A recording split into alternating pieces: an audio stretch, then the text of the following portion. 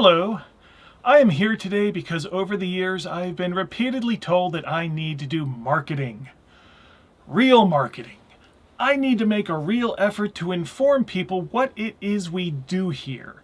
And more importantly, make a real effort to persuade and influence people into thinking that Lamentations of the Flame Princess is a good thing to play and to buy.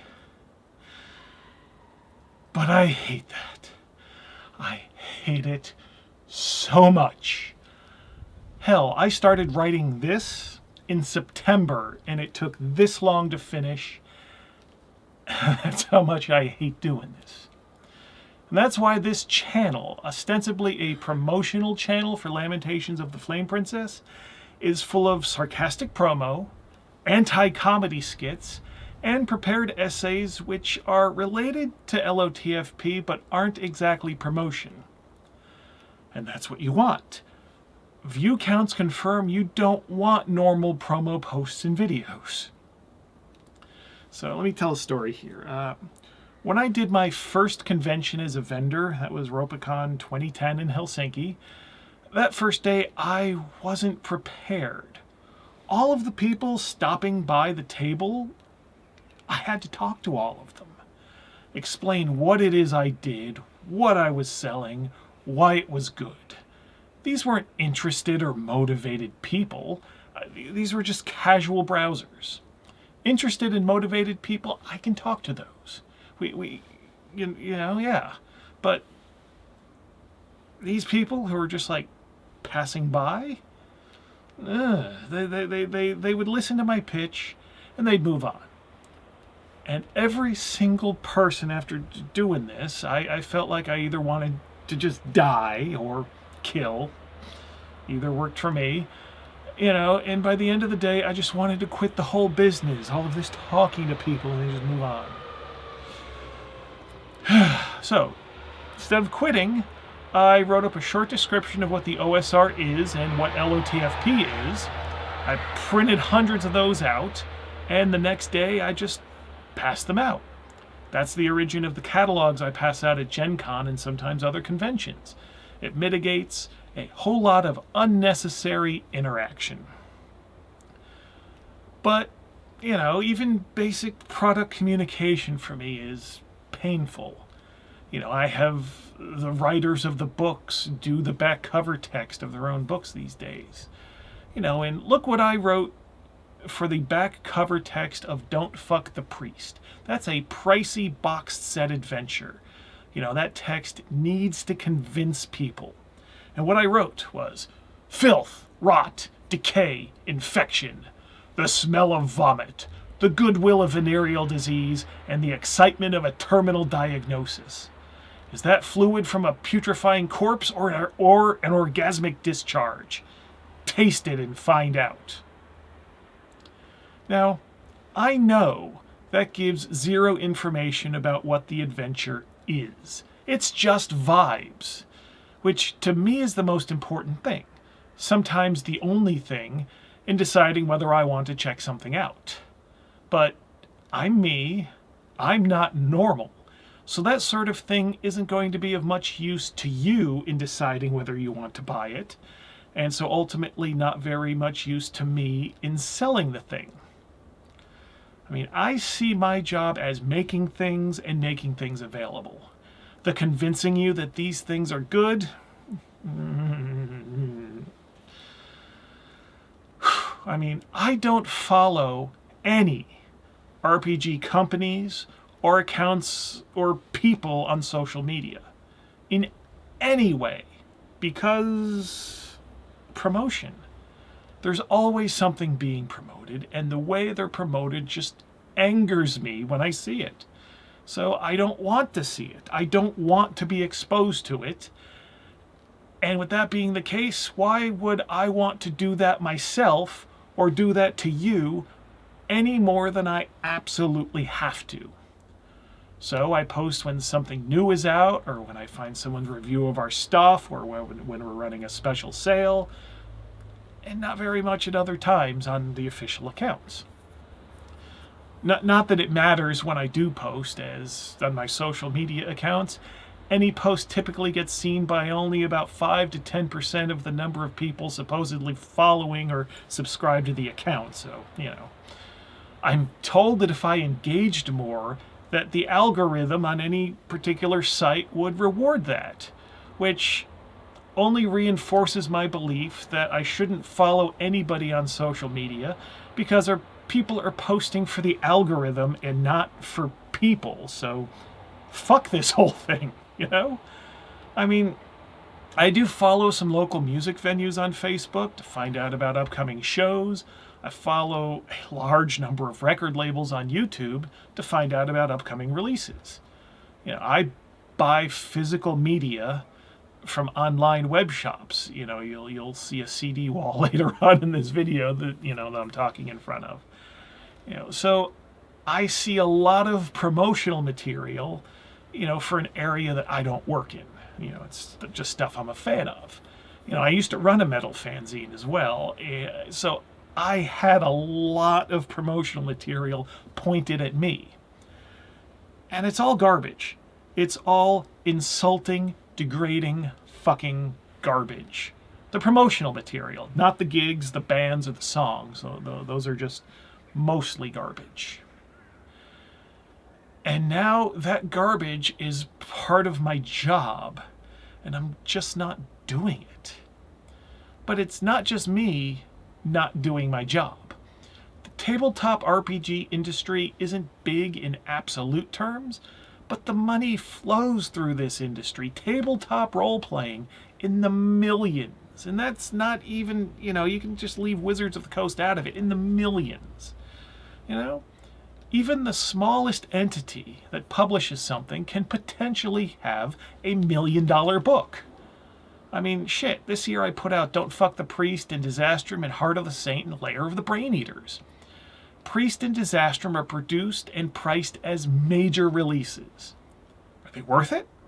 I mean, you know what I would say about that. Yes, they're worth it. But why would you trust my word when my bias and interest in them is so obvious? And if you know that, and I know that you know that, why are we going through the motions? So, where is the media in this space? Where do you go to get an outside opinion of what any of this stuff is and if it's any good? You'd think there'd be any number of media outlets who take pride in giving you all the news about new releases and reviewing them once they're out to let you know how they stack up. Sure, they'd have their biases, but this industry has enough activity where there should be a variety of different sources with different biases. And they should be excited to cover all sorts of things from some angle that they consider their own. But there isn't a lot of that out there. Barely any. The ones that there are tend to be of specific interest, take many months to do or cover anything, or they charge money for doing reviews. Like, for example, Seth Skarkowski. He says he doesn't accept money for reviews, but when I reached out saying, hey, I got some stuff I can send you for review, the response I got was from his agent who sent me a price list. And it's like, if that's how you're going to operate, that's fine, but then don't bullshit people about what it is you're doing and how stuff gets on your channel. For fuck's sake, Plus, it seems when any reviewer gains any real audience, they start creating their own stuff, and that becomes their focus. And I know this is a bit of a whine, but, a lot of people that do reviews won't answer my emails. And that's weird to me, but, and then the people who do answer my emails and who I send stuff to, I send physical books to them. Some of them never end up reviewing anything that I've sent them. I'm trying to get these books into the hands of people who might give more of a consumer's view, or at least an objective, not involved in the production view, instead of You know, and that's supposed to be the way that you don't have to trust the manufacturer's hype. You know, but these reviewers and the way they do things, and it's, oh, I don't like that, so I don't even want to. It's like these people don't even know what the purpose of them is as a media source in the industry. And this stuff does make a difference. You know, Professor Dungeon Master over at Dungeon Craft gave us a brief shout out in his Gen Con preview, and that helped us out a lot. You know, his review of Terror in the Streets bumped that book's sales a good bit a while back. You know, but that's just, you know, one guy talking about a couple books. Oh, and after I started this script, you know, like almost 4 months ago, you know, Questing Beast reviewed Disastrum. Orders flowed in like rain after that. Same thing with Dungeon Craft. They dropped a review of Disastrum last week, might be 2 weeks by the time I post this. And again, the orders just flowed in like rain. You know, this shit matters. You know, but these reviews were 3 and 6 months, respectively, after release. You know, they're... I definitely appreciate it, but, you know, it's hardly news. It's not new releases. Whereas any other, you know, movies or music or whatever, something comes out, boom, tons of reviews and tons of first impressions, just like immediately from any number of sources, you know. And the thing is, but the fact that when they reviewed those books, that the orders, I like saying, flowed in like rain, because it's that's what it's like from my perspective. Nobody had to tell me the reviews were posted, because the orders just go ding, ding, ding, ding, ding. You know, when people become aware of what it is that we do here, you know, shit flies out the door. For all of the niche of a niche of a niche stigma that gets put on LOTFP, and we do produce stuff that certainly deserves that classification, you know, but we do have things that will and does appeal to and work for a wide swathe of gamers. You know, not everything we do is just, you know, specialty weirdo stuff. And it would be nice if you had trusted sources dedicated on a regular basis to telling you which was which. You know, I see my job as far as promotion goes as servicing the media. Not trying to appeal to the masses, my own damn self, you know, because I know what I think of people, and I know what people think of me, and so that doesn't seem to be a productive use of anybody's time. So it would be nice if there was more media to service. I'm just so out of the loop that I'm unaware of bigger review channels that would be reviewing my stuff. So, you know, if you're one of those and you're interested in reviewing Lamentations, hit me up. I am dying to send you actual physical product worth many hundreds of euros of value in retail. Qualification, though? Have more of a reach than I already do. So, in deference to the current realistic situation, I've got to blah, blah, blah here more than I'd like. To promote and to convince. Fuck. But I'm not just going to sit here and bore you and me to death. Well, at least I'm not going to intend to, you know. I'm going to do it a bit differently. For example, Mörk Borg and Shadowdark. And I'm going to use the anglicized pronunciation of Mörk Borg. I know how it's supposed to sound in Swedish. I just can't say it right. Mörk Borg. Mörk Borg for purposes of this video. You know, they're two of the leading brands and games in the space I occupy. So I'm going to use their names to draw attention to mine. And to justify doing that, I'm going to compare and contrast. And my teleprompter just went to shit. Hold on. No. God damn. I'm in the middle of a thing and then my phone's wanting to install. No, I'm not doing this whole other take again. Phone just put up an update thing in the middle of me doing something. Anyway, I'm going to compare and contrast these two games with Lamentations of the Flame Princess, and with each other, to as best as I can objectively tell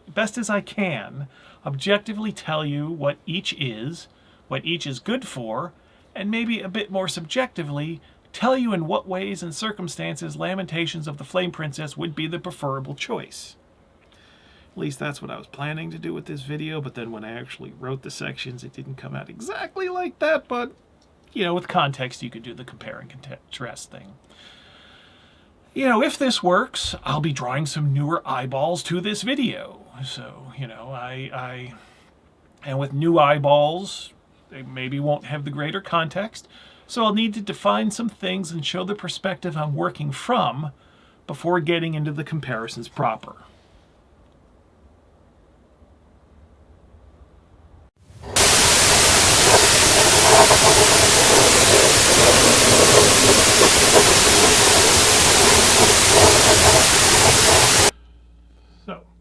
The old school renaissance is a movement within tabletop role-playing games that began in the mid-2000s as a reaction against Wizards of the Coast produced Dungeons & Dragons, and also as a reaction against Castles and Crusades, a game that had claimed to be using the open game license to create a more old school version of Dungeons & Dragons, but the end result was not to the tastes of some people. People who in response published the first material of what would later be known as the old school renaissance.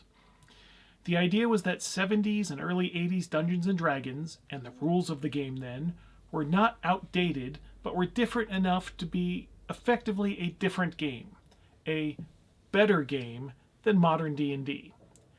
At the time, earlier editions were not legally available, so people used the open game license to recreate as closely as possible those early versions of D&D, and encouraged and enabled the creation and sale of new adventures and supplements as well.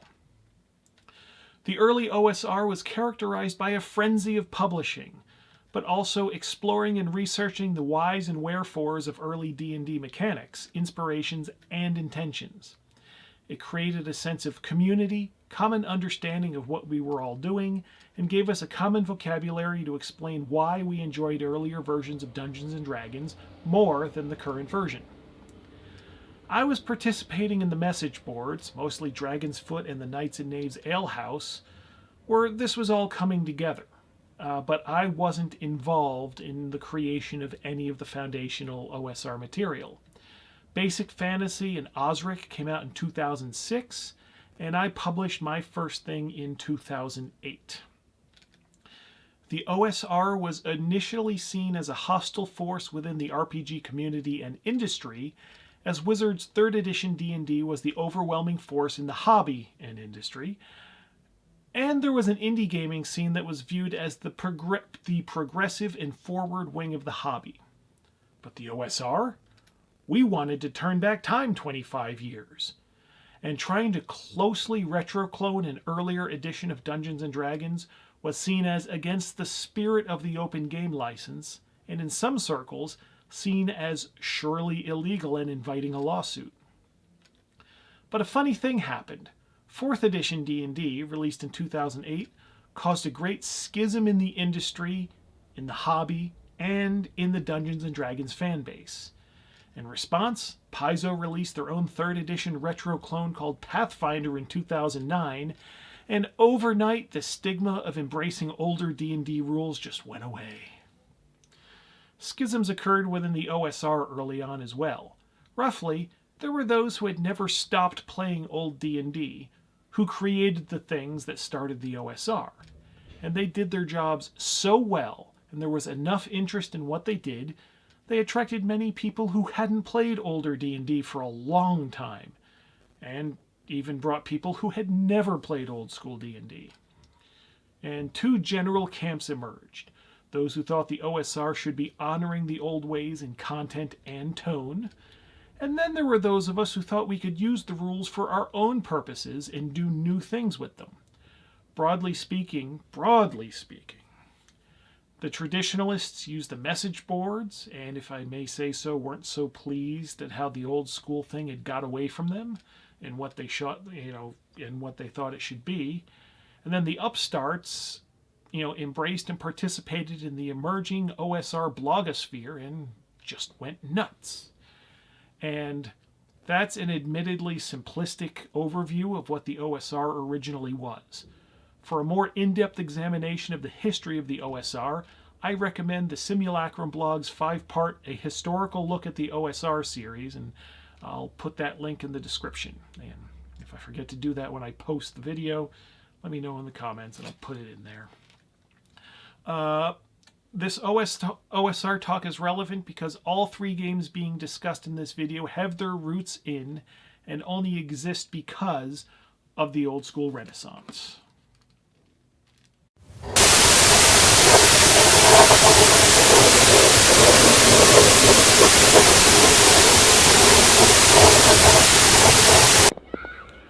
So, one of the things I say that people don't seem to take any notice of is that the system is the least important part of any role-playing game.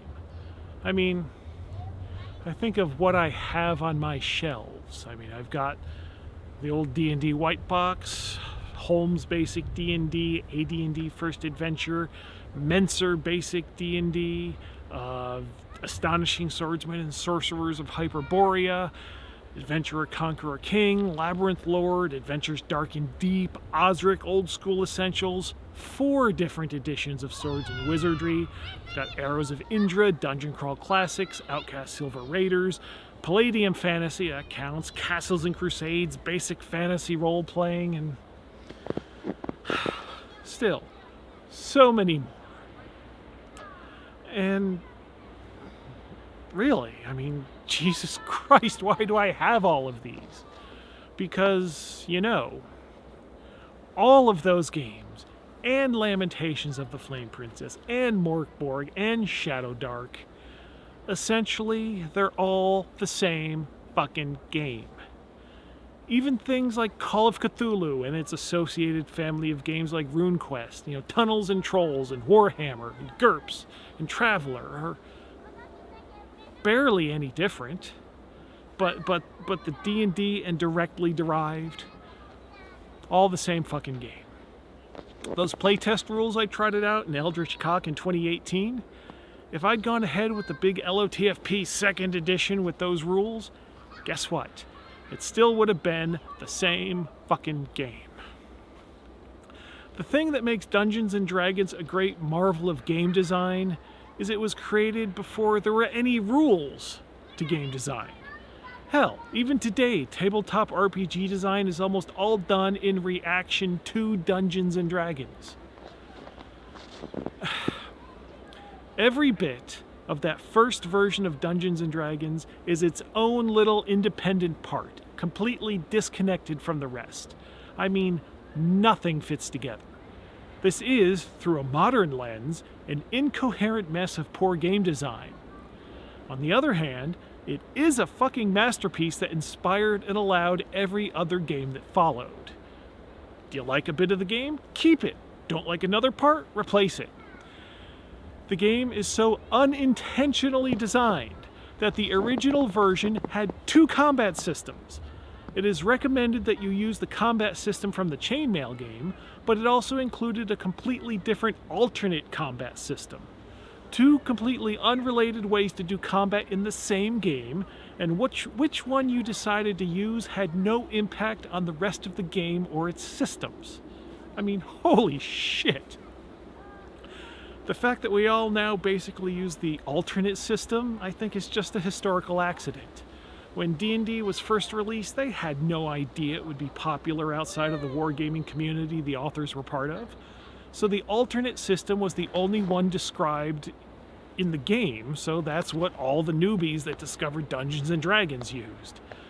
If the Chainmail system had been reprinted in full next to the alternate system, I wonder how that would have impacted play and game design going forward from there. Would more games have wildly different and competing systems for important game elements included in the rules? Now, I understand that all these people making these OSR games You know, they're making changes that they like to create their own optimal version of the game. Me too. And each individual referee or player or whatever will have their own preferred version, you know? Me too. But the idea that each of these little iterations is therefore a firmly demarcated separate thing is just insane. Gibbering, smearing shit on the walls, insane. It is a failure of imagination and intellect that we look at the branding on the cover of the book as a border and barrier against all the other logos and all the other books. And I'm as guilty of using the rhetoric as anyone. I mean, all the adventures I've released have the boilerplate for use with Lamentations of the Flame Princess weird fantasy role-playing, but at least I have the wherewithal to add and other traditional role-playing games. The entire point of the OSR, the opinions and actions of morons watering down the phrase notwithstanding, is that it's all intercompatible. All these different brands are the same game, swapped with this or that rules module, you know, is swap one out for another. You can use an adventure written for one with another. That's the entire point of the whole thing, once upon a time at least. Think of it this way. When you're using an adventure, think of it not as being for the game whose logo is on the cover. Think of it as by the game whose logo is on the cover. So if I stop thinking in terms of retail and commerce and brand recognition, that back cover boilerplate on my book should read, by Lamentations of the Flame Princess for traditional role-playing games. Remember, ideally, players should never know whether you're running a published adventure or one that you created yourself. Practically, you know, you've got the adventure, you've got a book there. Players can see that, but there are ways around that. You know, there's no good reason for the players to know whether it's a published adventure or your own. And if you're going to run a published adventure, there's absolutely no reason to match the logo on the adventure with the logo on the rulebook. Doing that as a matter of course is madness. Why would you do that? Do you want to go even further into madness? When you do mix and match, as you are supposed to do, well, what game are you actually playing? I mean, it's good to say, oh, it's all the same game, but there are differences. You know, iteration to iteration. There are differences. They do matter. In the specific instance of play, they do matter. So, if you're using the LOTFP rules to play, say, Keep on the Borderlands, are you actually playing Lamentations of the Flame Princess? Or are you playing Dungeons & Dragons basic rules? If you use Swords and Wizardry to play Deathfrost Doom, are you actually playing Swords and Wizardry, or are you playing Lamentations of the Flame Princess?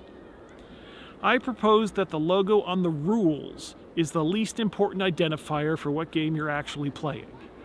What brand of rules you use is absolutely irrelevant. What you're playing is the adventure.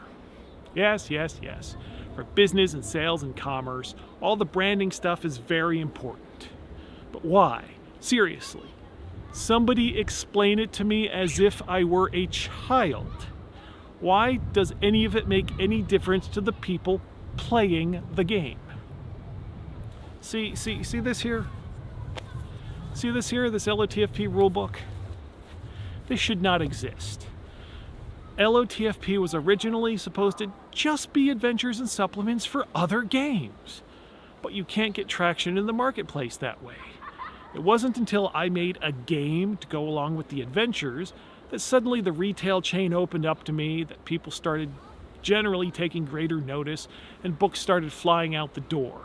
Because a brand in the RPG world doesn't seem to mean anything without your own rulebook, no matter how derivative it may be. Kevin Crawford accepted, you lucky fucker. Luck. It's all been luck, Kevin. Just luck. But why is this? I mean, well, the retail chain doesn't like to take chances, apparently. And they obviously think the average consumer is a fucking idiot. But guess what? The average consumer is a fucking idiot, and half the consumers are dumber than that.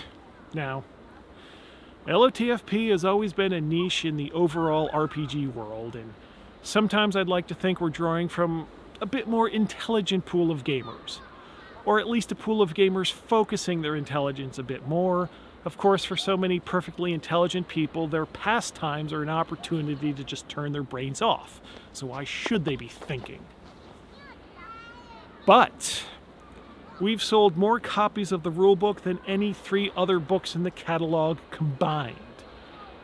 And that is a little bit horrifying to me, because the rulebook, this rulebook, isn't the product I'm trying to sell you.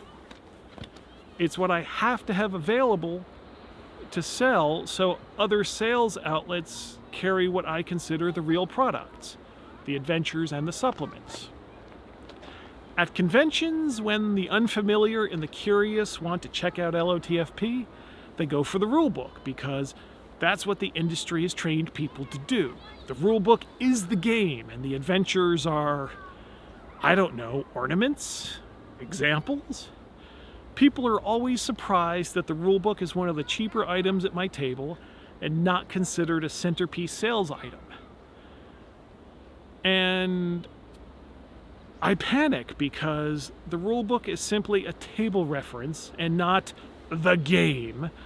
And a curious newcomer will just end up with a book of rules with pretty artwork. That's all they'll see.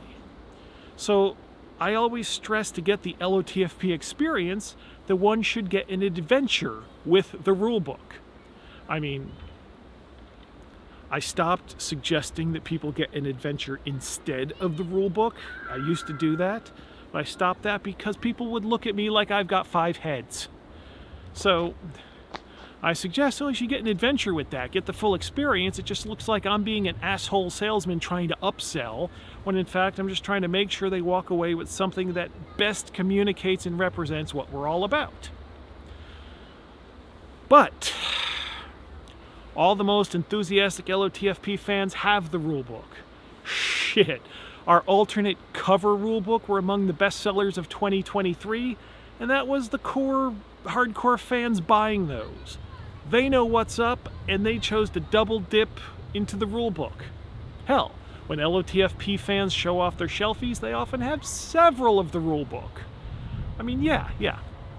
I think I put together a quite competent rulebook for LOTFP.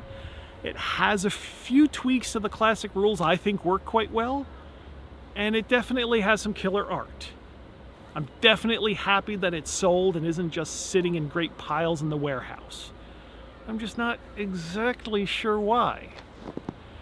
And I think it is rather ridiculous that I had to publish an entire rulebook to get people to sufficiently notice the summon spell.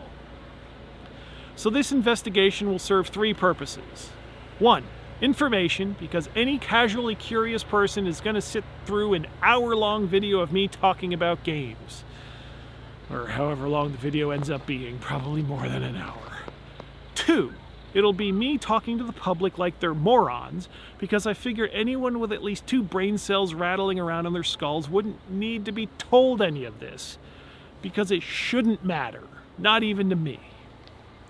And 3, since people do like the rules I've put together, maybe by talking through what it is each of these games are, my 2 brain cells will collide and give me a clue about why people are so happy to positively on purpose choose to use my particular set of rules.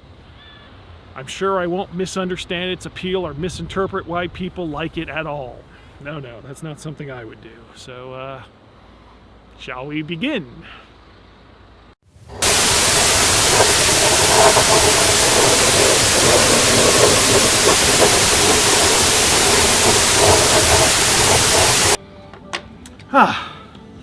Sorry, one more digression. There is an idea out there. It's more of a meme in its original sense than anything else. The idea that something called generic fantasy exists is a definite thing. It doesn't. Generic fantasy does not exist. Now, I haven't kept a real close eye on fantasy literature since When did that first Wheel of Time book come out? 1990? Couldn't get through that one. Never read any of the Song of Ice and Fire books. I quit the TV show after watching the first 2 episodes. Just so boring. I did read Wizard's First Rule when it came out in 1994, and I just looked it up. There are 27 of those stupid fucking things. I read the Harry Potter books until the movies started coming out, and they were all right. I was more impressed that the stories aged up with the characters instead of keeping a consistent tone throughout. I was more impressed with that than the actual stories, but, and the same goes for horror, actually. Literature, anyway. I went through a bizarro phase about 10 years back, but otherwise the only modern stuff I've read is Ligotti and Ryan Harding, and the most recent Ligotti fiction I have is 18 years old. Most of my inspiration these days is from music and movies, which is bad. I'm writing books. I should be influenced by books, and I am, just not new ones. But I guess lucky for me, Dungeons & Dragons these days doesn't evolve by keeping up with modern fantasy literature either. Or movies, or anything as far as I can tell. It seems to want to evolve by fetishizing itself, by mining itself for more IP. So who cares about keeping up with modern fantasy literature in terms of their RPG gaming?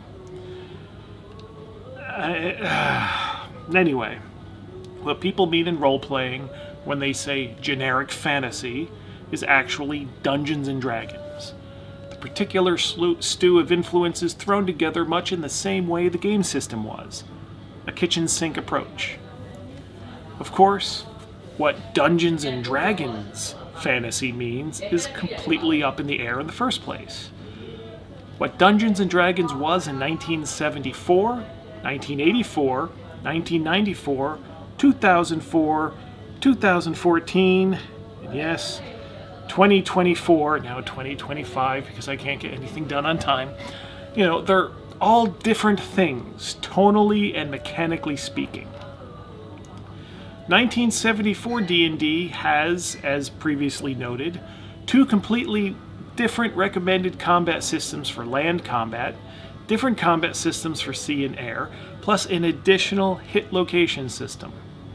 It includes in its encounter tables 4 types of Martians, plus Tharks, Banths, Thoats, Calots, Orlux, Sith in 1974, and Darsine, whatever those are. They aren't detailed. Other monsters to consider in the main rules are, listed by name, cyborgs, robots, and androids. 1974 D&D specifically mentions that space, outer space, quote, could be passable because it is filled with breathable air, unquote, that some areas of land could be gates into other worlds, dimensions, times, or whatever. The very first official D&D adventure, Temple of the Frog, features a high priest of the temple who, quote, is an intelligent humanoid from another world/dimension, unquote, who must report to a, quote, hovering satellite station, unquote, using a, quote, communications module, unquote, and who also has a, quote, mobile medical kit, unquote. That is Dungeons & Dragons, people.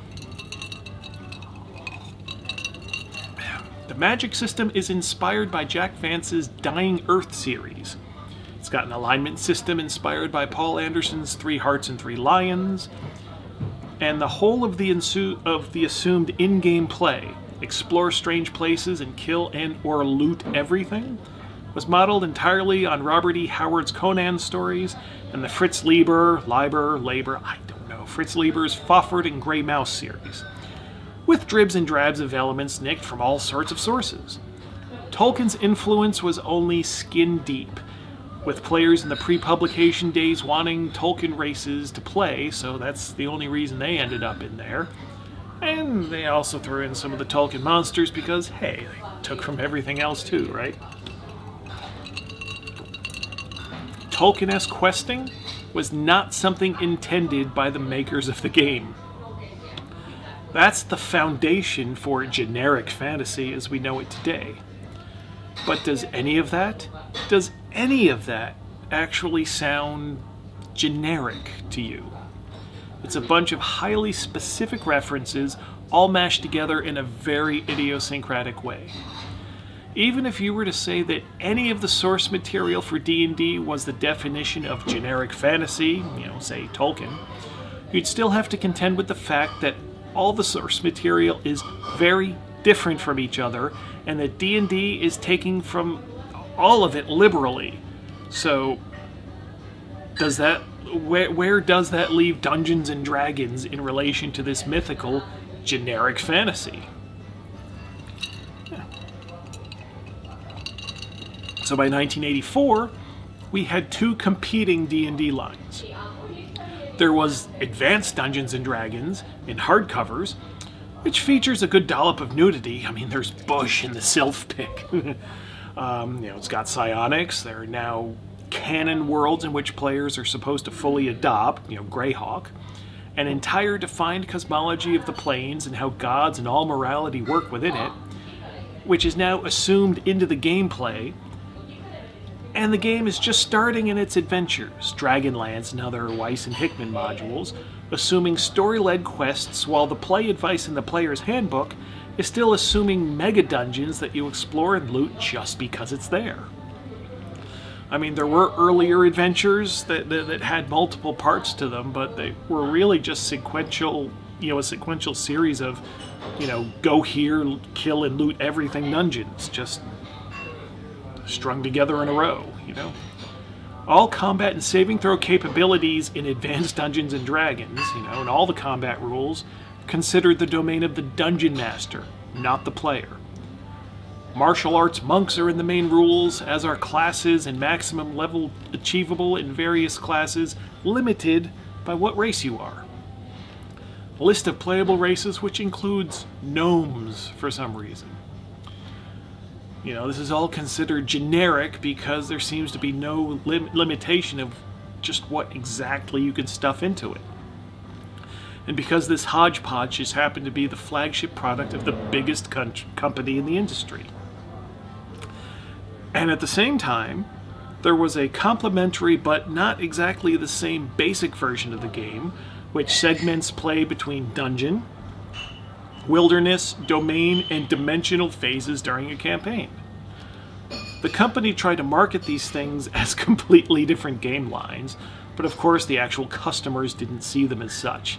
The basic rules were considered the kiddie version, so everybody played the advanced game, so they claimed, but what really happened was that people were using the basic rules in play, just with all the advanced options, all the additional options from the advanced version. I mean, did anybody really care whether Keep on the Borderlands or the Village of Hamlet was supposed to be played under basic or advanced rules? No. I mean, the company didn't even care. The AD&D Monster Manual, the hardcover, all the stats in there were for the basic rules. Whoopsie. And that's generic fantasy? Is it? And I mean, Gary Gygax, D&D co-creator, wrote only 2 adventures for D&D dealing with civilized areas, the aforementioned Keep and Village, and they were populated, with the exception of 1 advisor and 1 tavern visitor in the Keep, they were populated entirely by humans. Plus, he made a sci-fi D&D adventure, Expedition to the Barrier Peaks, 2 horror/death trap dungeons, Tomb of Horror, Temple of Therisdun, a children's fantasy adaptation, Dungeon Land plus Land of the Magic Mirror, an old movie adaptation, Isle of the Ape, a Lovecraft-inspired adventure, Shrine of the Kuo-toa. He did psychosexual fantasies, Vault of the Drow and its femdom elves, and there were also, dimensional fuckery adventures with Queen of the Demon Web Pits and Temple of Elemental Evil, and I know those were written by other people, but Gygax's name is still on the cover, so that's good enough for me. And that's a familiar range of inspiration for adventures, isn't it? What other company is all over the place with that sort of thing? Oh. So who's the true heir of Gygaxian adventure now, bitches? Anyway.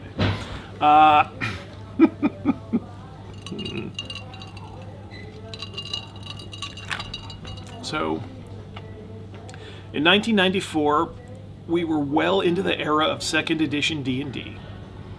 People confuse the creative efforts in this time period with the business issues that caused the collapse of TSR. Business-wise, as I understand it, they overprinted, so they had a lot of unsold product. Relatable. And on some of their products, they didn't even know how much it cost to produce them, so it wouldn't have mattered if they sold all of them. They still would have lost money on those products. You know, for all the complaints about how much some of my stuff costs, at least I know how much it costs to make them, and that's why it costs so much for you to buy them. So, you know, we don't have that problem. But TSR had all sorts of other business problems, and I guess any one of those problems alone might have sunk them, but they had them all at once, so there goes TSR. And yeah, during that time period, there were also creative problems. They cleaned up their publications to try to prevent the offense taken in the previous era. They had a Comics Code style, you know, set of moral guidelines for the material. I mean, a lot of the adventure material was just hopelessly awful. But this was the one time period where they encouraged multiple distinct voices and aesthetics within Dungeons & Dragons officially, and I think this is hugely significant. They supported so many different tones within its settings. I mean, they had material and support for Forgotten Realms, Greyhawk, Mystara, Planescape, Spelljammer, Ravenloft, Dark Sun, and Birthright. Not to mention historical supplements covering Vikings, Charlemagne's Paladins, the Celts, Rome, the early modern period, just all sorts of shit. They really shot themselves in the dick trying to do Ravenloft and Dark Sun with their Comics Code-alike shit, but argue bitch about that later. But of everything that can be said of 2nd edition era D&D, the one thing you cannot claim is that Dungeons & Dragons represented any sort of generic fantasy in this era. I mean, who knows what we'd think of generic fantasy today if they had competent business practices 30 years ago. But they didn't, and somehow the proliferation of settings and the splitting of the fan base became the scapegoat in the public mind for the collapse of TSR, as if a market leader shouldn't diversify their offerings to satisfy, you know, a larger swathe of tastes. So, skip ahead to 2004. This is the era of 3rd edition Dungeons & Dragons. This edition was characterized by 3 things, I think. Fully customizable character builds, including a blurring of character class lines, a strong emphasis on game balance, both between characters and in the challenges the characters face, and the dungeon punk aesthetic. So it has a distinct look and feel. The entire thing has a new structure as far as character creation and adventure construction. It's all new, especially new to Dungeons & Dragons. Oh, and they open sourced the game, so every Tom, Dick, and Harry could make things for it as having an official-ish, authority, so there isn't even a consistent, strong, authorial, or company voice. So, what's generic fantasy here? I mean, this is all quite new.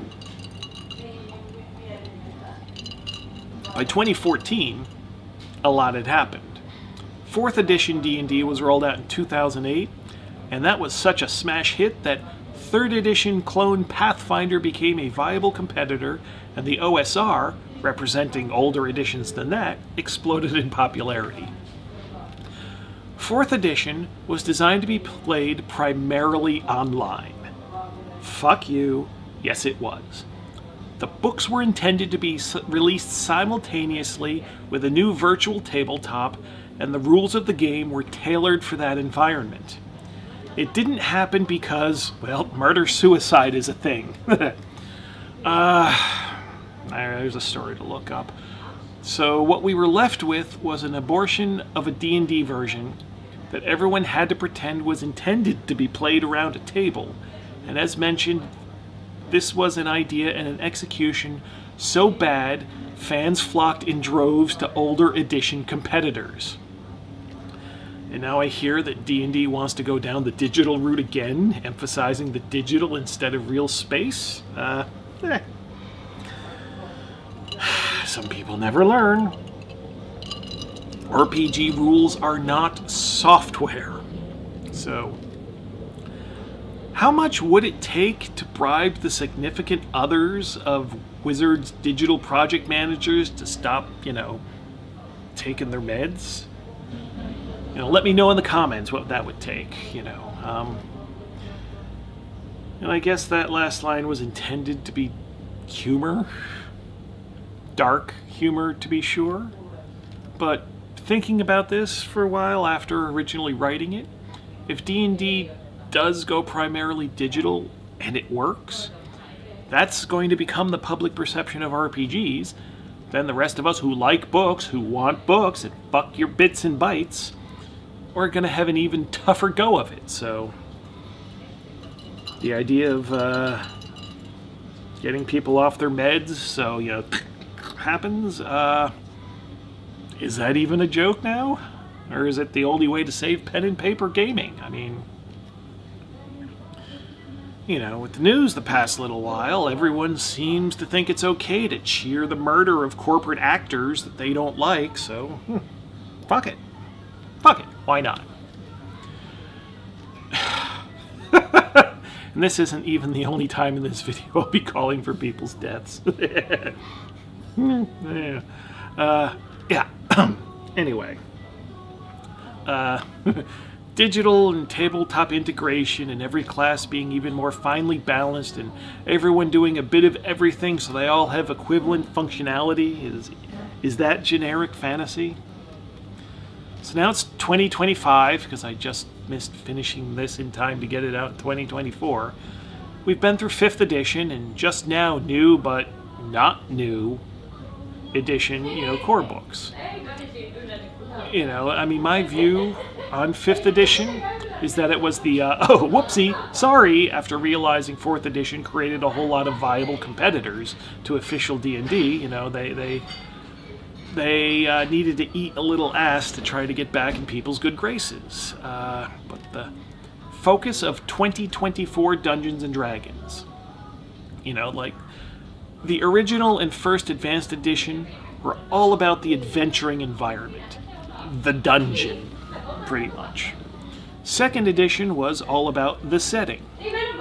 3rd and 4th edition, they were all about the character. 2024 D&D, to me, seems to be all about the player. The player's identity, the player's values, that sort of thing. Every edition necessarily promotes itself as a better game than the previous edition, or else why buy the new version? But this current era is the first time that I think that they're promoting themselves and their fans as better people than those that made and enjoyed previous editions. My evidence for this is the disclaimer they put on all the earlier edition material on DriveThruRPG, and from the Making of Original Dungeons & Dragons 1970 to 1977 book, and how they talk about some of this older stuff.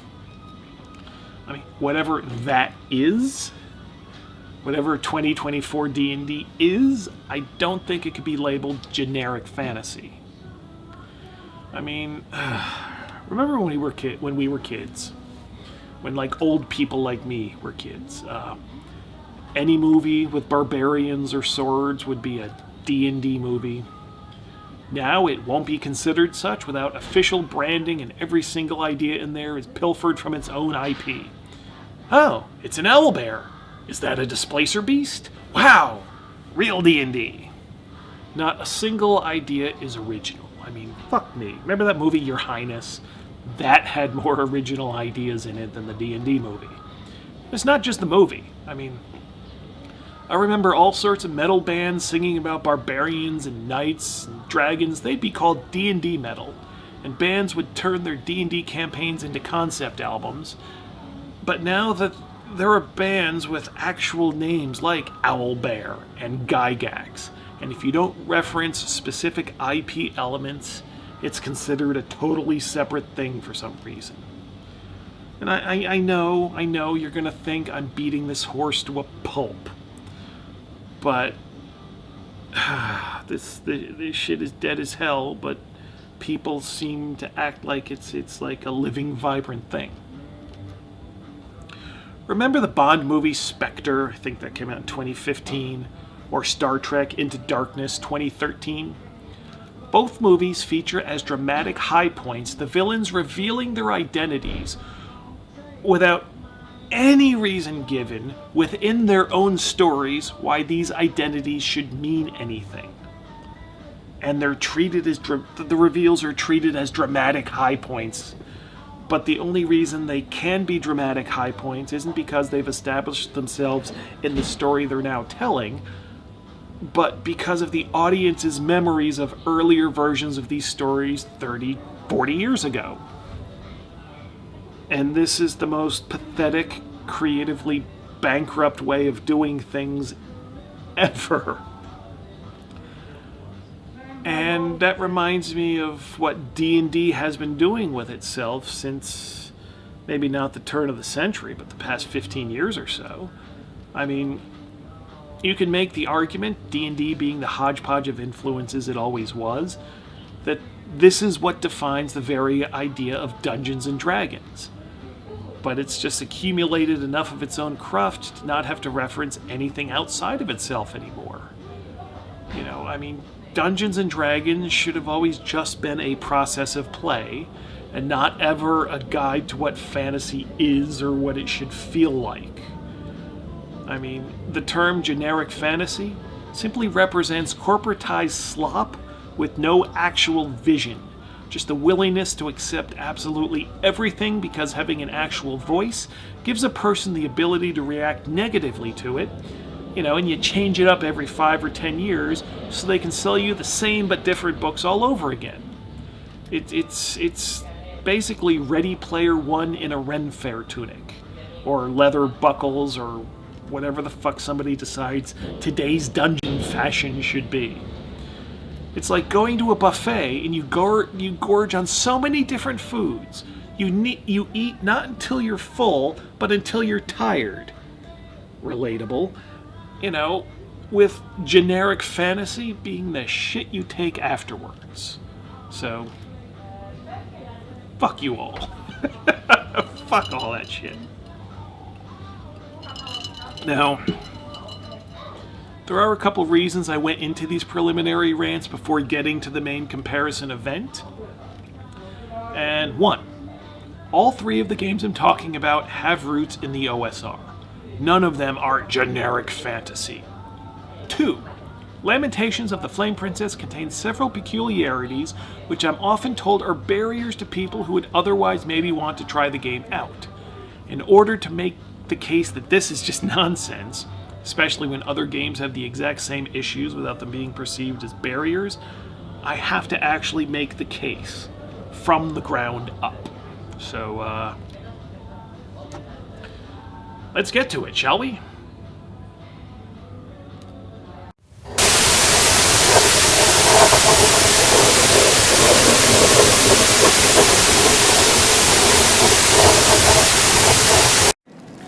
Seriously though, let's get into it.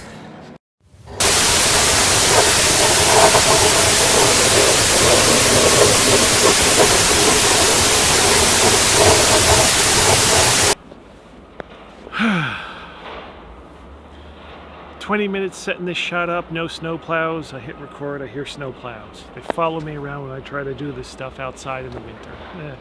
Anyway, this is going to be a little bit meaner than I originally intended. Sorry. Hey, so Shadowdark is the latest hot new thing in OSR, or OSR adjacent, depending on your definition, games. I don't know what happened to Old School Essentials, that it lost the current hot thing crown, but today it is Shadowdark. And I do consider Shadowdark OSR enough to call it OSR because of its gameplay focus and feel. I also consider Shadowdark just run-of-the-mill old school D&D. Old school is in D&D that focuses on the adventure, as opposed to focusing on the setting, characters, or the players. Oh, and the atmosphere of danger it suggests for the adventures. It even calls itself old school gaming, modernized, which, let's face it, that's about as fucking retarded a marketing slogan as there's ever been. Category, oppositized. Fuck off, marketing. And I know what you're saying. There's two of them out there. There's two! And one is coming this way? Are you kidding me?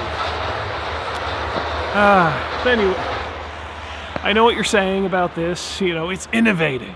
It's different. And yeah, I've seen some of those videos as well, and some of the points are actually well-founded.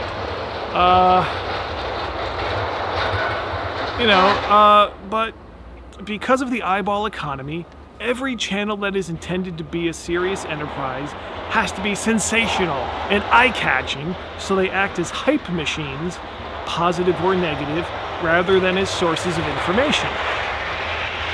Actually, scratch that. Everybody that has a social media account, including video channels, is trained like, are you kidding me? Now they're both right there.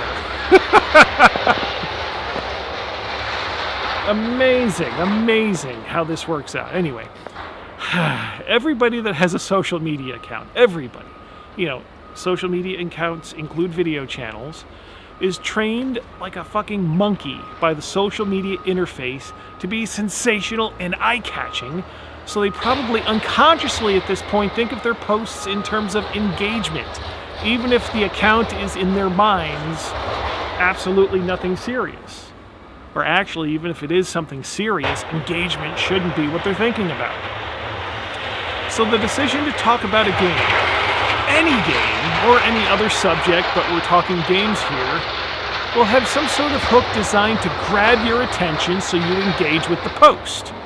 It, at least to me, robs the substance of the post or video or whatever of any credibility because it needs to grab your attention.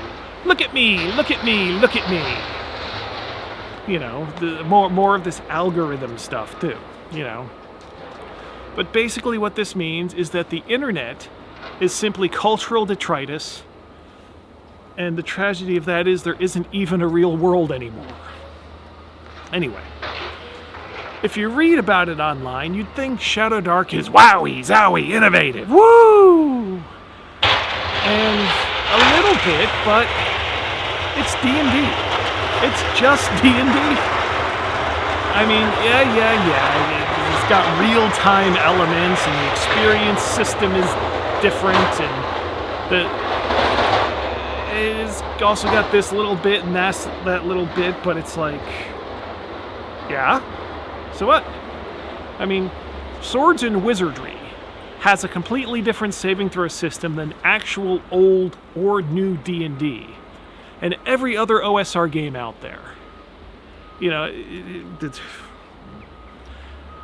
Stuff's throwing me off. I read that wrong. It's got a different saving throw system, Swords and Wizardry, than old D&D, new D&D, and every other OSR game out there. Swords and Wizardry does saving throws different.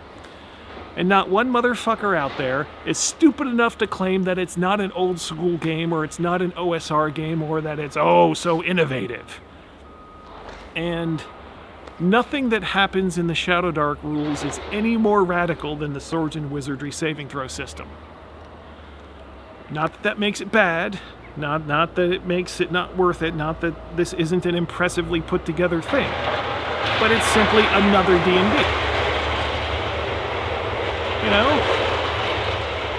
And to emphasize an earlier point, The real-time rules in Shadowdark, or the XP rules, or anything else that Shadowdark does, there's nothing about it that requires you to use Shadowdark to use that rule. Seriously, I mean, you don't have to play LOTFP to use the summon spell. You don't have to play Swords and Wizardry to use that game saving throw rules. You don't need to play Shadowdark to use that real-time rule for torches or anything else. I mean, RPGs are communicated through dense textbooks and require a good supply of imagination to run. Now, of course, players don't need to read anything or have a particularly vivid imagination. Most don't. But the referees must do. That there are any referees out there that just pick up a book and use it as is, whether this or mine, which is in the bag over there in the corner. You know, that anyone just thinks they need to pick up a book and use all the rules as is, this is what we're playing. It's a damning indictment on your capacity to make your game your own. You're doing it wrong when you do that. Seriously, if you're slavishly devoted to rules as written and think that any one brand name is the right and best way to do things, you're a fucking disgrace. Stop it. Stop it right now. Oh, but my players, they require... Fuck them. Fuck them. If their preferences really meant jack or shit, they'd be running something on their... they'd be running it their own damn self instead of playing in your game. And it is your game. You're in charge. The players aren't in charge. The book isn't in charge. You're in charge. So act like it, you weak-willed fuck. Construct your own Frankenstein's game, your own ship of Theseus, and anyone who doesn't like it won't even know about it unless you tell them, because players don't read shit. They don't know shit, because they are lazy shits. Stop acting like they matter. Okay. Maybe all that's a bit much, but that is the gist of things. The fact is the players are showing up for your game. If they're showing up insisting you play some completely pre-packaged brand exactly as presented, no notes, they'd better be paying you to do that. But all that said, Shadowdark is a fully qualified game that should work well for old-style adventuring. It does a few things magnificently well. 1. The very concept of the Shadowdark in-game clearly delineates a mundane world separate from adventuring environments. Not bad. Point number 2. The artwork is on point in presenting exploration, dungeons, and monsters as ominous and dangerous. This doesn't present itself as heroic fantasy. It's fucking old school in its gameplay focus. It's imperfect at this next point, but it does try to be newbie-friendly, explaining its terms and how to play in the text. There's very little wasted space. Yes, there's some implied and some explicit setting lore that gets dropped in here and there, but it's largely rules. Rules, rules, rules, and even the setting lore is there to demonstrate and show application of some rules. There's very little in here that does not apply to actually playing the game. That said, there are some downsides to the game as well. The whole real-time gimmick, well, whatever time passes in real life is how much time passes in the game. And it connects this great innovation to in-game resource management. And resource management is itself positioned as a deeply critical element of the game. How long do people play? The actual sessions when they sit down to play. How long do people play for these days? I mean, when I was a kid, we'd play all day and all night some weekends. Just go like 24, 30 hours straight. These days, it's 2 to 4 hour sessions. Let's use 4 as the benchmark. What? Your party's going to need to keep track of all of 4 torches using this game's time passage scheme, and and they get to position that as some emergency condition for resource management. Oh, I better keep track of those 4 torches for these 4 hours we're playing, or else you're in trouble. Okay. I mean, that is softer than shit, but yeah. And in the time passes section on page 82, they allow you to completely hand-wave their entire real-time gimmick anyway, so the whole thing is just a big nothing Frankfurter. And the game... now we get into it. The game uses language most curiously. They redefine term from standard RPG usage.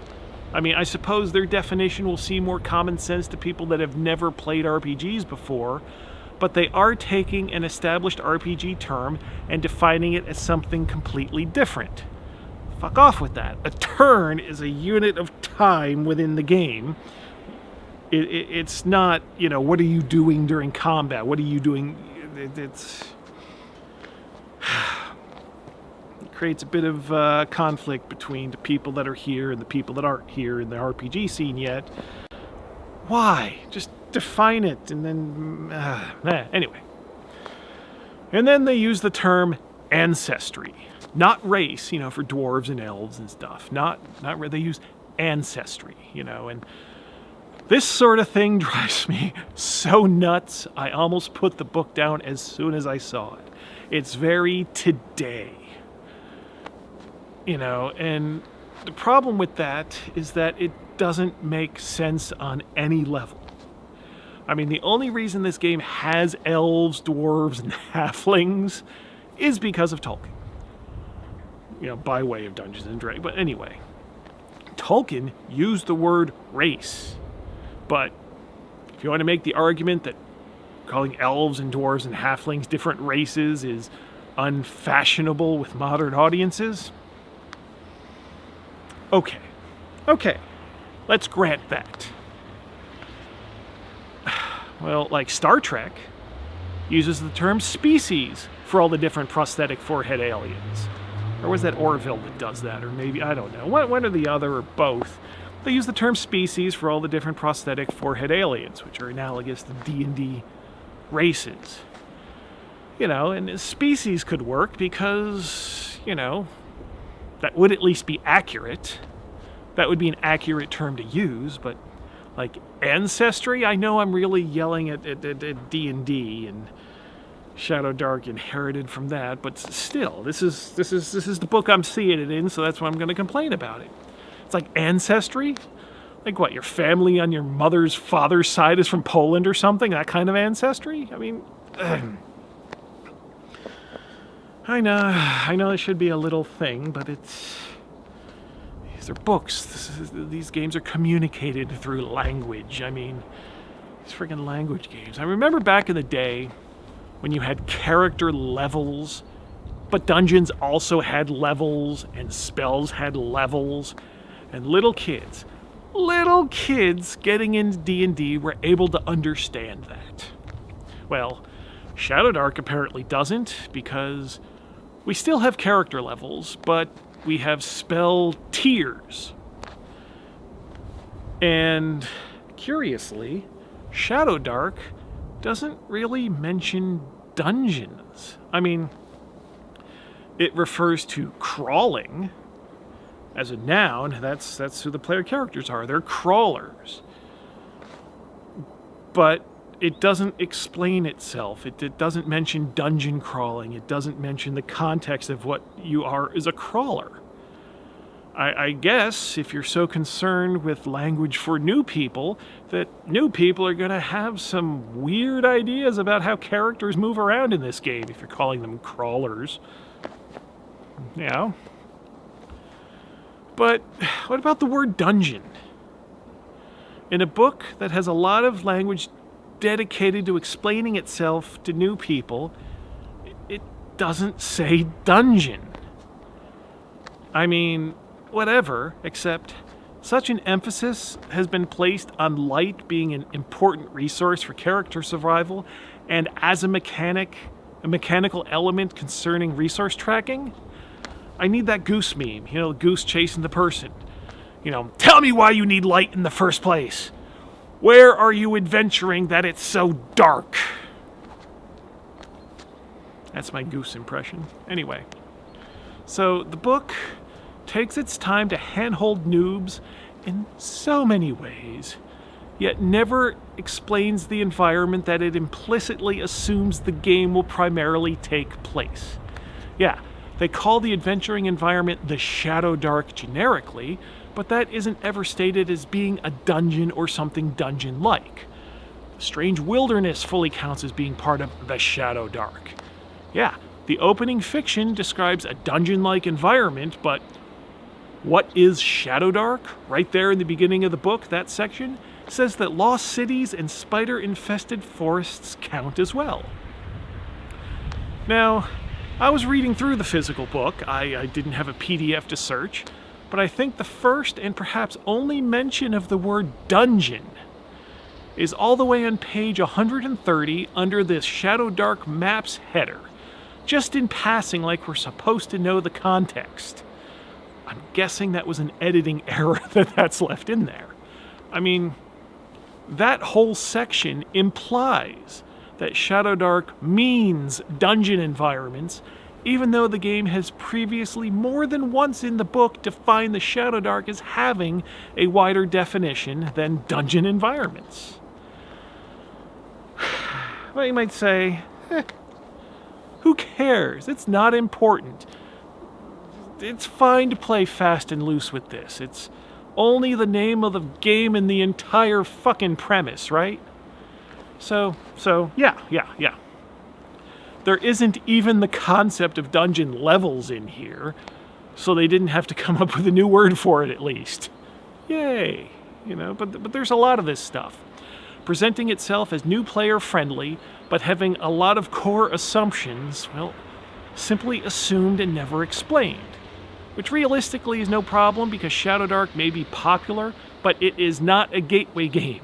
People with no RPG experience don't stumble upon Shadowdark as their introduction to the whole hobby. In any real numbers, there's always one person that's going to be, oh, it's my first RPG. Shut the fuck up, you know what I mean.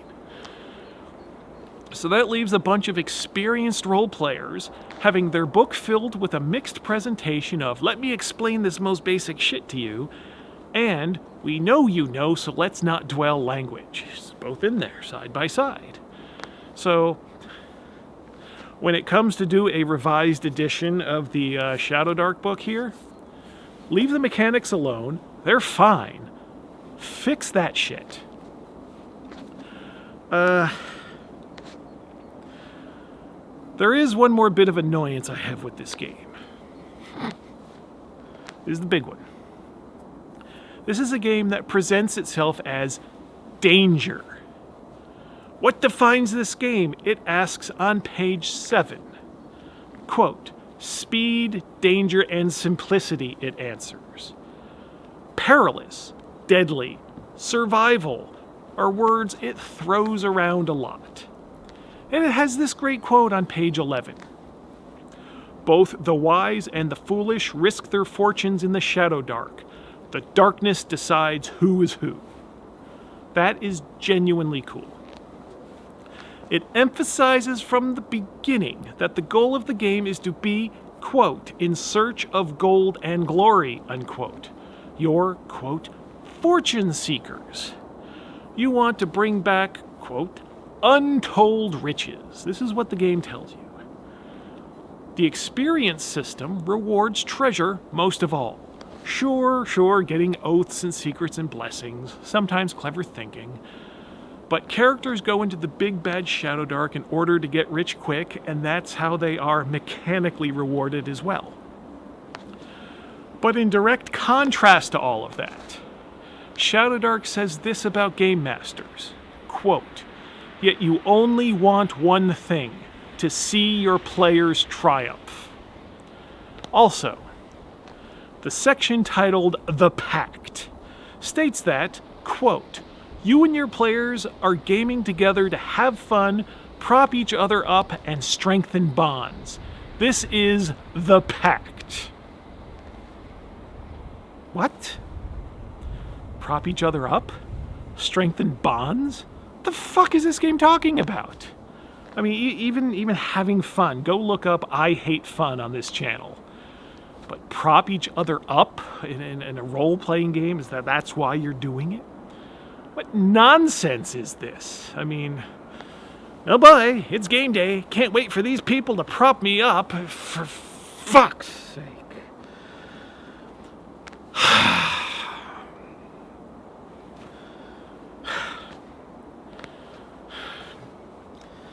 Tell me your game was designed by a woman without telling me your game was designed by a woman.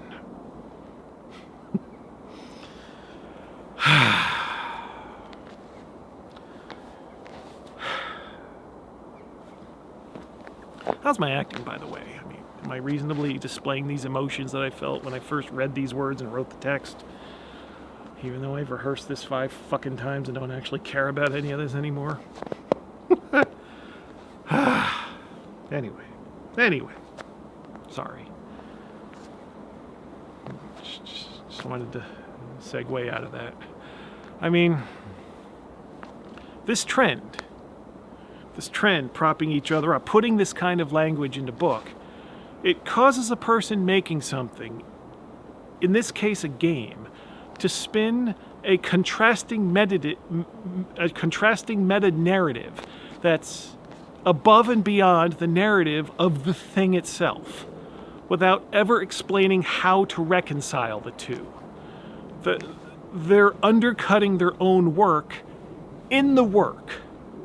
Whatever is inside people's brains making them do this, they really do need to kill it.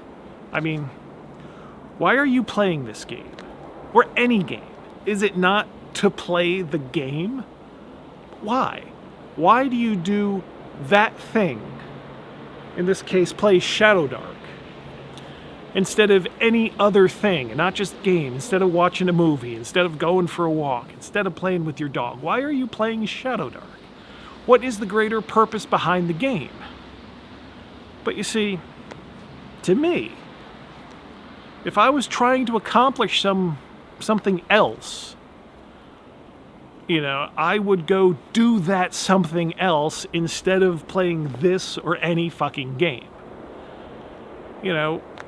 If doing a thing has a follow-on effect, then just concentrate on the thing itself and the effect will follow. If you become preoccupied with the effect, then the thing loses its importance. It's just a tool to make this other thing happen. It's no longer important in and of itself. Well, fuck that. Fuck you. If I want to play a game, it's because I want to play the game. Don't give me a game where you tell me danger is a prime element and survival is not guaranteed, and oh, look how scary that monster is on the cover, and it is a pretty good monster on the cover, yeah. And then tell me the one thing GMs should want is players triumphing and that everyone is there to prop each other up.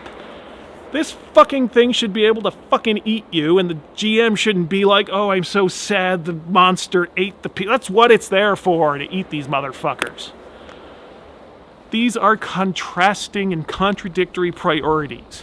What you are saying the game is for and how you are positioning your game to work are in conflict. You can play a game to experience the vicarious thrill of peril and danger, or you can play a game to get an emotional hug, but you cannot do both at the same time.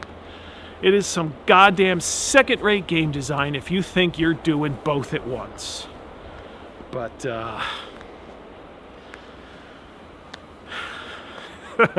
speaking of second-rate, let's have a talk about some real second-rate shit.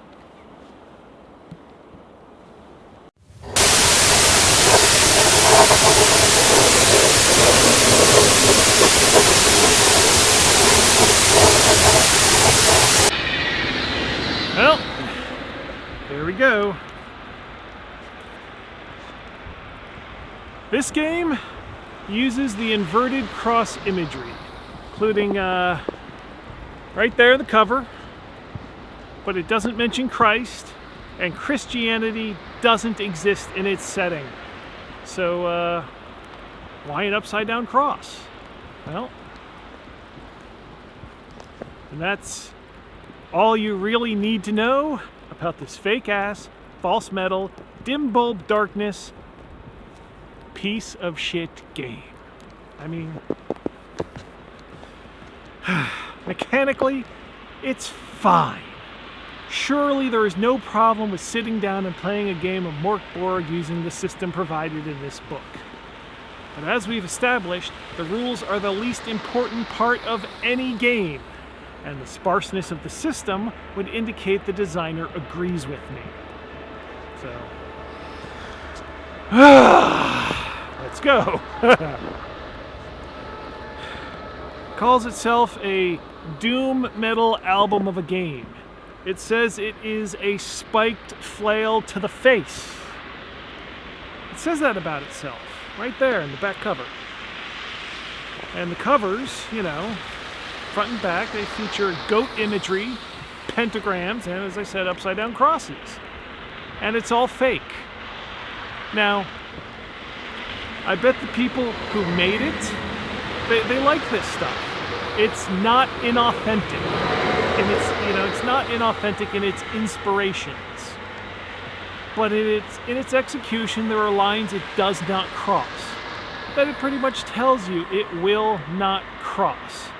It preaches darkness and despair, yet every single thing about how this darkness and despair is handled, it holds your hand, hugs you tight, it makes sure you get to feel naughty for playing with edgy imagery, but without needing to worry that you will ever get cut on that edge, or that you'll ever go over that edge. So we get upside down crosses, but no actual Christ to blaspheme against. That's the illustration, you know. But once you see that there are limits, it's done. It loses all its mystique, and this game is nothing but mystique. That's all it has to offer. It's a Nerf ball to the face, and that's all it is. I mean, a doom metal album of a game? Okay. Tell me what in here is supposed to make you feel despair. Despondent? Depressed? A little bit discouraged? Not in a, oh God, this sucks, why did I waste my money kind of way, but in an actual existential, truly emotional way. Where is that in here? Where? Anyone? Anything? Oh, but surely, a spiked flail to the face. Something in here can make you feel like that, yeah? What in here can hurt you? What in here makes you feel threatened? What makes you vaguely flinch? Makes you feel... What in here makes you feel vaguely uncomfortable? Slightly uneasy? Anyone? Anything? I mean, seriously.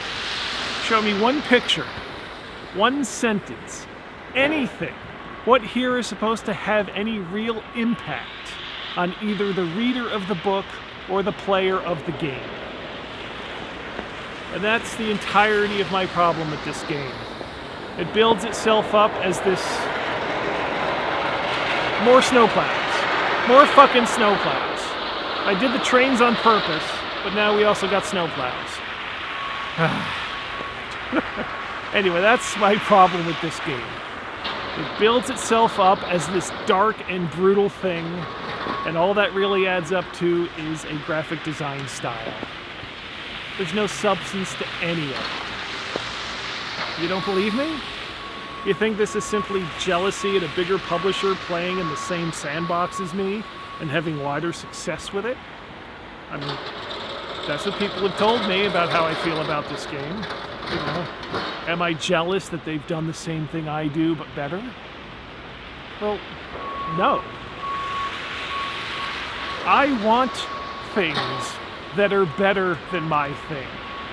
When I pick up a new thing, I want to be amazed by it. I want to see someone else's thing and know that I still have somewhere to go. That I need to step up to keep pace.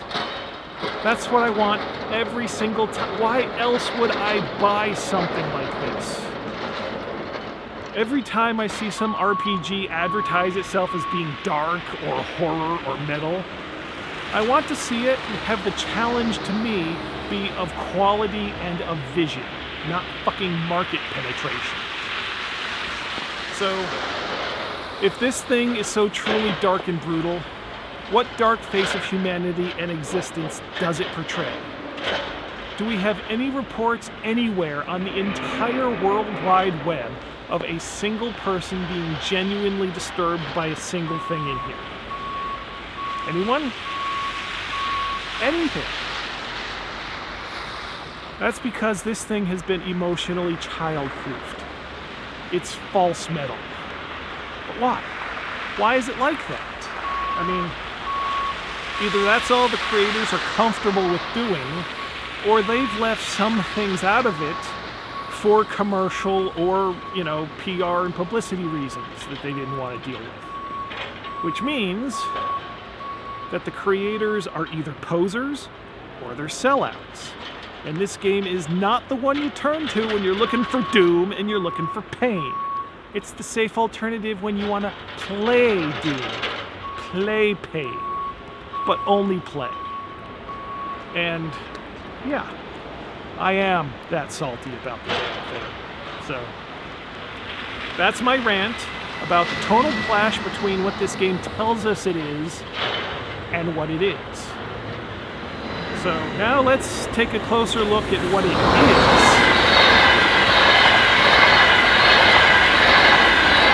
Those long-distance trains are a bit louder than I took into account for, but anyway, let's take a closer look at what this game is on its own terms. First of all, 90-page book, nice and compact. The first 17 pages are setting background, lore, and atmosphere. 15 pages in the back are an adventure. So, no matter what you think of the game, and the game's graphic design, which is entirely unique, over a third of the book is in the way, when you use it session to session as a reference playing the game. And that's a problem generally with all-in-one book games. They want to communicate everything about the game, tone, atmosphere, lore, examples of play, the rules. But after you've gone through a game once you've read through the book once, most of that shit is just in the way when you're actually playing the game. Certainly that's not a Mörk Borg problem specifically, but in terms of OSR games, which it explicitly advertises itself as, and I don't think that's incorrect, it is more egregious than most. Where Shadowdark sprinkles bits of setting and lore information, weaving it in between all the game stuff, and the LOTFP rulebook just says, just the rules, ma'am, fuck you, goodbye. Mörk Borg tries to really soak you in atmosphere and lore. There's an actual defined setting and world that the game takes place in. And that's mostly in the first 17 pages. And it's a lot of, oogaboo did blarg and hoobada hoobada did eebity heebity, and it's all very atmospheric and stage setting, but it's just, it's like disconnected, made up stuff that doesn't connect with anything that people know. It just invents stuff and then leaves it hanging out there. And that's fine, that's going to be true of any new setting, but what does any of that setting stuff have to do with playing the game? Even on the atmosphere, what doom and gloom and bad feels is it communicating that the front-end paper charts don't already communicate through gameable material? I mean, sure, you know, it'll talk about two-headed basilisks and blood countesses and shadow kings, oh my. Awesome, great, it's fine. But it fails to provide a relevance to people sitting down and playing the game. What do they do with that information? Somewhere? Please? You know, not that there's much game here. I mean, for an old school game, classes are optional. You know, the combat rules technically are just 3 pages, but if it didn't use the graphic design style that it did, the combat rules would all fit neatly on 1 page. Which isn't bad. Rules light is a thing. Some people like that, and that's fine. But they really stretch it out. You know, an advancement in this game is entirely by Game Master fiat. There are no levels for characters, so you just get better hit points and ability scores whenever the GM says, advance! For whatever reason, or no reason at all. It's like the game part of the game's missing there too. And there are 5 pages of let me tell you about my character style, backstory, and personality trait tables, and it's like they're labeled optional. But considering the optional stuff is the only place where there's any depth at all in this entire game, I mean, fucking hell. I'd be surprised if there was a single group playing Mörk Borg that doesn't use them. Although, the people that I assume are playing Mörk Borg, who the fuck knows what those people actually do. Anyway, but the personality and backstory tables, I mean, I love the first one. It's the page header. Trauma, a bad childhood, hidden history, or a twisted fate attending your birth already shaped you. As opposed to what in this setting? Is there anything in this book to indicate that a single living thing has lived a comfortable, safe, or normal life in this setting? I mean, basically, every player is encouraged to play a character with some number of antisocial personality traits, as if gamers aren't already so socially retarded they can only relate to each other within the strict confines of organized make-believe. I strongly suspect, to the point that I just assume that it's a fact, that the table on page 41 here is simply a list of actual behaviors the writer has observed at game tables in real life. I mean, have I ever told the story on this channel about this time this one fat girl showed up to a game so sweaty that my entire apartment smelled like pussy the whole game, and everyone just pretended they didn't notice? I mean,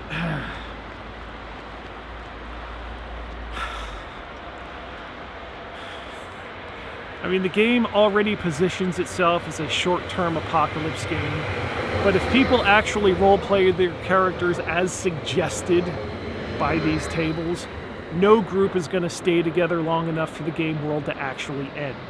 Which, no shit, is the best and funniest thing about this game, and it's the one thing that would make me want to play it. Just being some loud BPD, Dark Triad, Tourette's, autist, and annoying the fuck out of all the other players. Because, hey, that's what the game tells me my character is. And not at all the way I am in real life. No. So then we get to the end of the book, which is an adventure. You've been condemned to death, but here is a mission you can go on to spare your life. You know, that's the setup. Fine. Oh, some of the front of the book lore is mentioned, you know, namely the Shadow King. You know, the adventure's all about the legitimacy of the Shadow King being on the throne, and the world is ending. The world is ending! So who gives a rat fuck? And even if you're measuring your apocalypse in years, why are you hanging your plot of your starter adventure on political issues like who the king is, without even a single reason given why the players should prefer, outside of the threat of violence, because they're going to resist that anyway, why they should prefer one or the other? I mean, What is this game for? On its own terms, for its own sake, what is this fucking thing? The back cover gives a premise. The world is dying, time is short. How will you face these last days? Robbing graves for soil-stained wealth, or facing down the apocalypse hoping it can be fought? Okay, cool. Except there's no mention anywhere of what good money is, either mechanically or in the setting the game itself presents.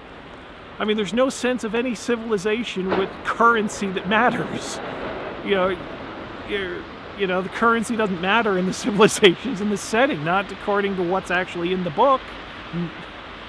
Who gives a fuck about money when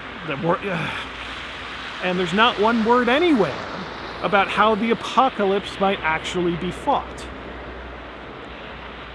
I mean, the game could be, given its premise, given the setting.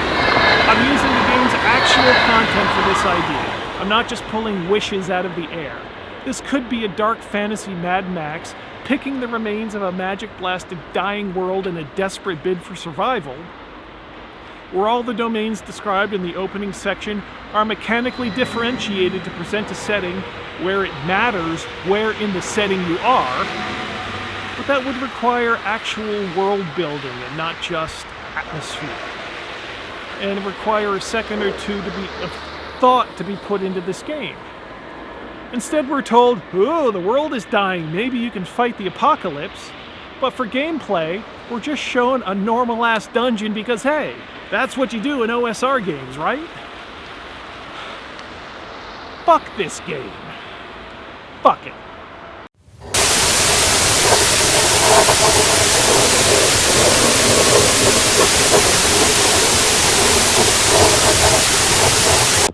Well, I guess I can't put it off any longer. I have to talk about my thing.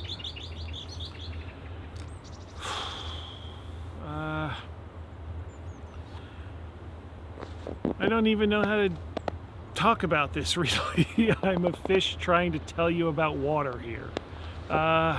So, the Lamentations of the Flame Princess Rules and Magic book. No fluff, no explanations, just dives right in with character creation right from the start. It's a table reference. A pretty orthodox OSR set of rules, all things considered. And absolutely nothing else but a set of rules. I did this because I realized that a first-time gamer is extremely unlikely to pick up LOTFP as their gateway into the entire hobby. So all the setup and explanation texts they're unnecessary. Not to mention, after you've read it, there's just no more use for it, and it's just in the way when you're actually playing the game and wanting to use the book as a rules reference. So, away with all of it. I suppose you might think that such a book doesn't communicate what kind of game it is, or what you're supposed to do in the game specifically. And I suppose you're right if you're expecting or wanting text plainly telling you these things.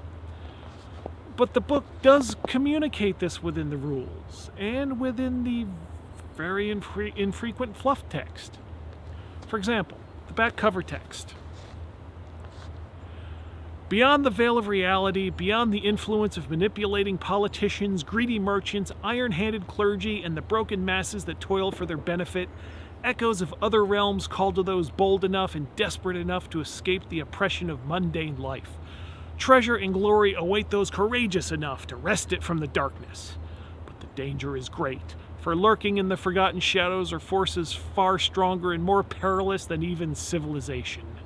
The price of freedom might be paid in souls. There's the premise of an OSR dungeon crawling game. Life sucks. So much that going into the unknown to find treasure is a more attractive alternative for the brave or for the foolish. Boom!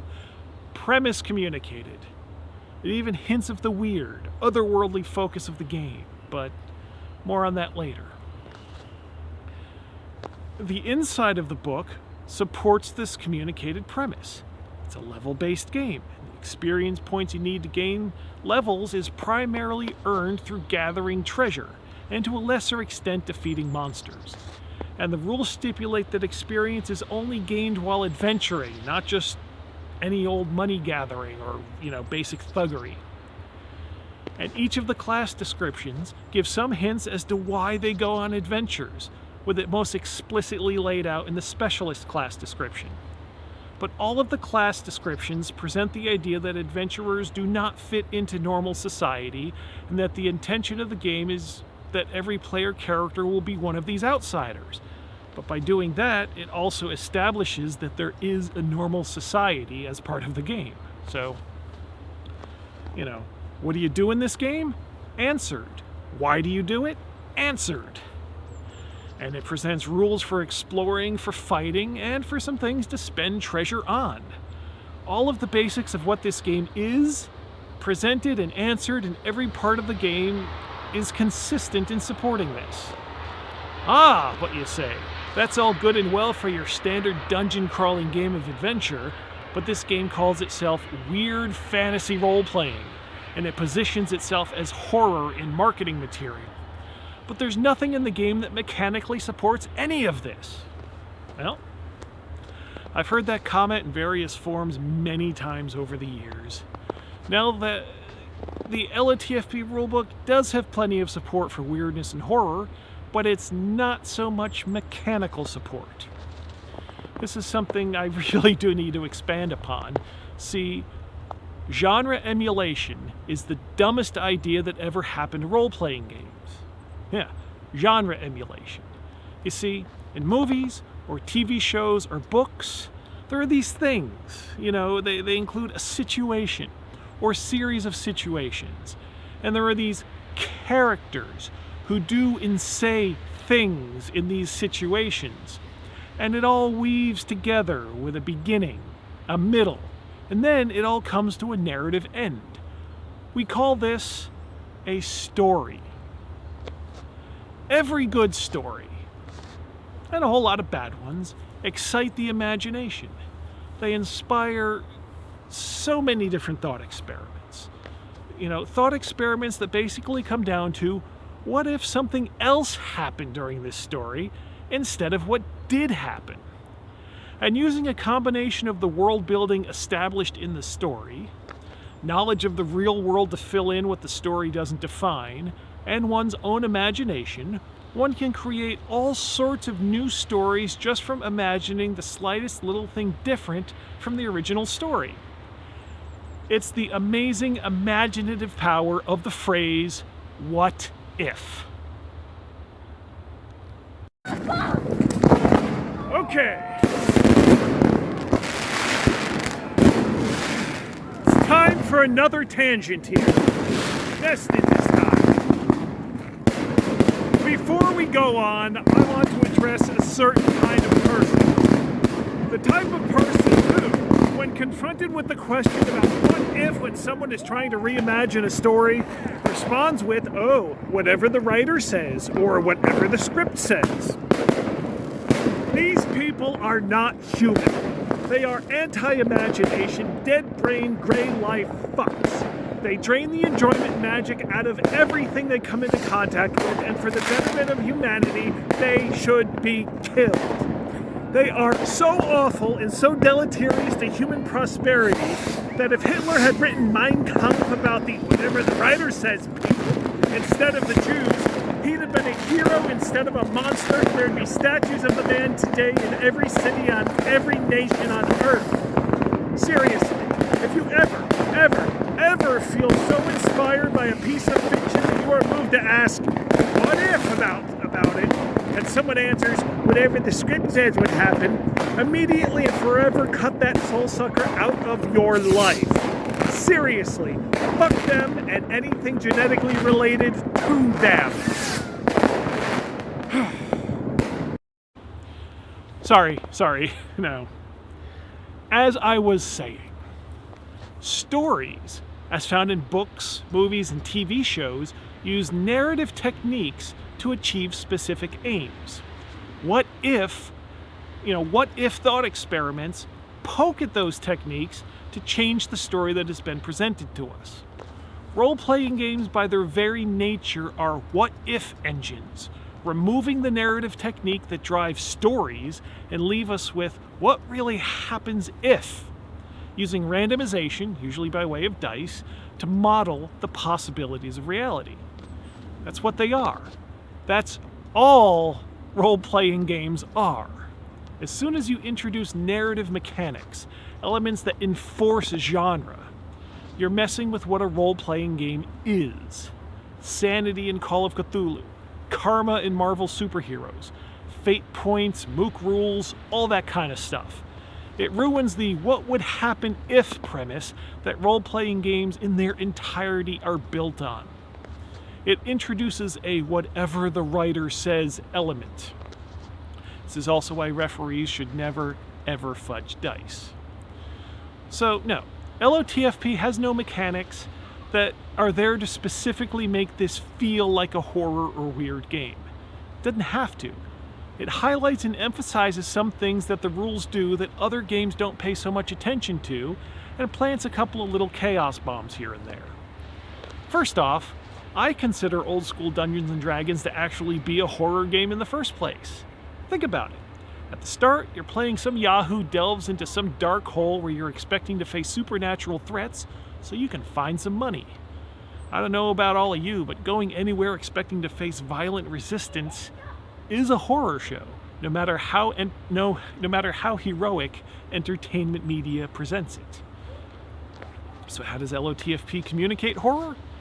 First, by visually emphasizing that combat, something exceedingly common in old school D&D and similar games, and most games for that matter, combat is, really, a violent, bloody, and incredibly unpleasant enterprise. The very first illustration in this book, is someone getting impaled on a spear. And every classic's description, except the elf, has an accompanying illustration showing brutal murder. And the combat rules section features an illustrated duel that ends in a manner most brutal. Most other games, combat is more or less bloodless. LOTFP, it emphasizes that you're hitting somebody with a sharp piece of metal until they stop living. That's what combat is. For fuck's sake. The combat rules in LOTFP and any similar game are incredibly abstract. All of an attacker's skill and effort, and all of the defender's skill and effort and armor are accounted for in a single 2-hit roll for whatever period of time the particular game defines as 1 round or 1 turn. Shadowdark.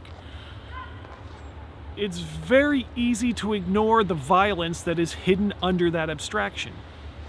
LOTFP just shows you what it means and how it would be experienced to characters inside the game world when someone is reduced to 0 hit points by way of these abstract mechanics. And it does this without changing the mechanics or creating any new ones.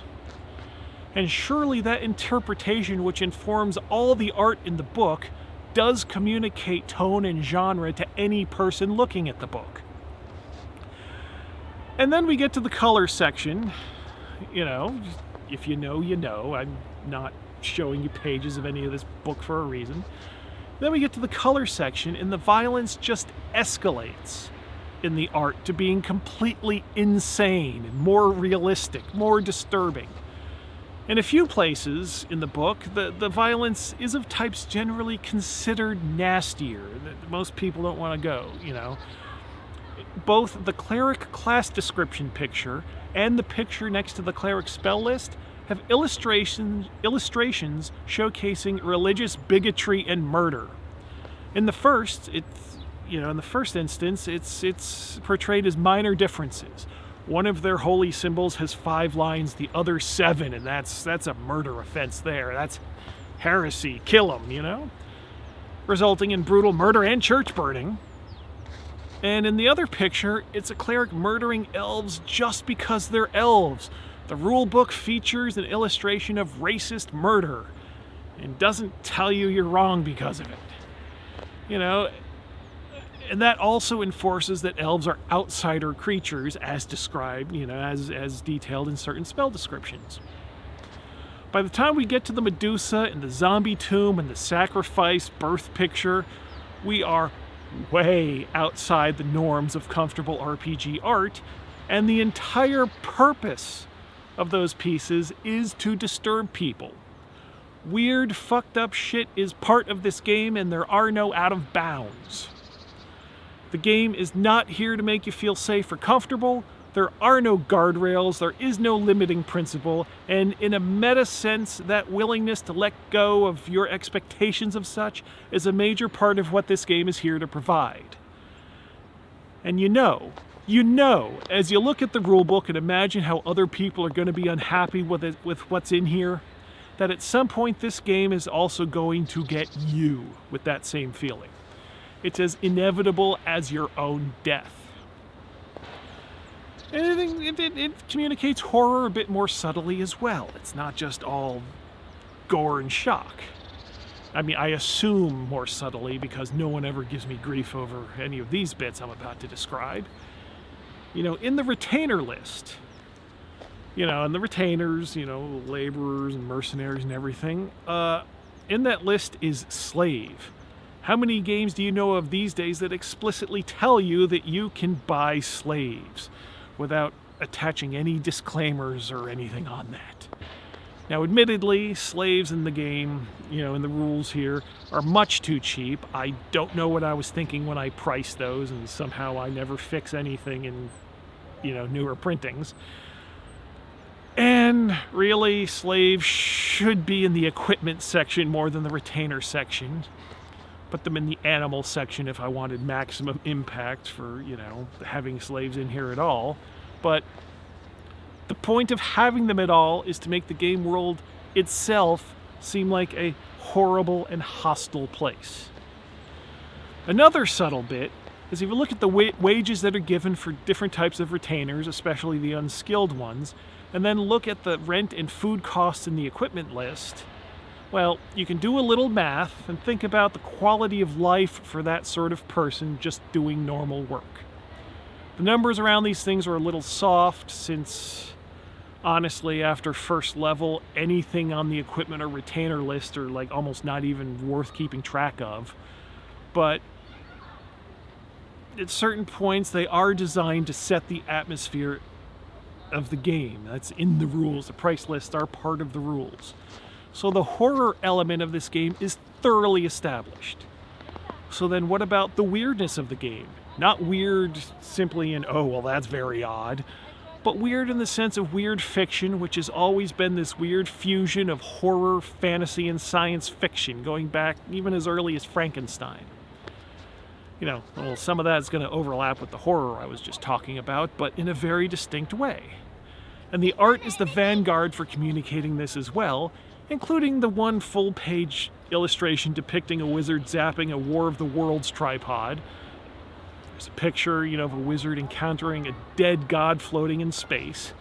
And there's a few pieces of art, of adventuring groups being assailed by nameless, strange monstrosities beyond those that might be encountered in normal exploration and dungeoneering. And then look at some of the spell descriptions. Speak with Dead is the one that sticks out in my head as far as letting the non-mechanical descriptive text carry the atmosphere, for instance. And then there's the Summon spell. How does LOTFP communicate itself through the rules? Front and center is the Summon spell, and this works even if you're looking at the no art free version of the rules. It's a first level spell, so potentially, it's available to a brand new character. And it is potentially, not likely, but potentially world ending. I mean, yeah, you might summon a neon machine that's made of excrement, very odd, but the heart of this game, even if it never comes up in your game, is found in the abstract forms you can summon. Who the referee is can be changed by this spell. Yes, the person running the game might have to change in the middle of a session. The structure of reality of the game world can become undone. The world, the entire world can flood. Time can crash. Violence may be removed from the universe. Players' control of their characters' very identities can be usurped, and that has actually happened in one of my games. I mean, the entire game can undo itself, and not just as a matter of making itself so untenable that all the real-life people involved just decide to quit. The game can make itself impossible to continue playing. What other game out there puts such a failure state right there in the rules and makes it available to starting characters? And the point of all this is I think it's absolutely useless to create an atmosphere in-game while the real people outside the game are experiencing a completely different atmosphere. I mean, I don't go to a horror movie and note, boy oh boy, the characters in this movie, they all seem really scared. This must be a good horror movie. Oh, look at all these special effects. This film is trying to signal disgust to me. Oh boy, look at all the disgust signaling in this movie. No. It actually has to make me feel that way. A horror movie has to make me feel real fear, real disgust. That the real me watching the movie has to feel that. And it doesn't just apply to horror. I think a comedy is good if it actually makes me laugh. Not if I can recognize the cleverness of the structures of the jokes or whatever. Do I laugh? Yes or no? Thrillers actually need to make me feel real suspense. Action movies need to make me feel real exhilaration. Pornos need to make me actually real-life horny. That's how I know they're good. Same thing for role-playing games. I'm not giving you mechanics to tell you how your characters experience fear. I'm not using sanity mechanics to simulate characters losing their grip on reality. No. The material is fully intended to make the players feel these things. That's when it works, when the feeling is real. So the meta-narrative of the game matches the in-world narrative of the game. So, y'all go ahead and set up your little cute dark forts, hidden in your cute little dark shadows. I'll be over here, not very impressed, while I'm playing with actual darkness. Oh.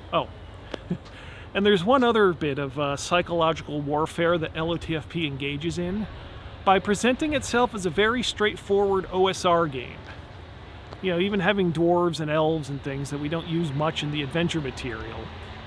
That's ostensibly there just to make it compatible with in case you're using someone else's adventures. What's an elf do? It's there. But by presenting it this way as a very straightforward OSR game, it creates certain expectations as what the game is supposed to be and what it's supposed to be like. Especially the free no art version. The differences aren't really obvious.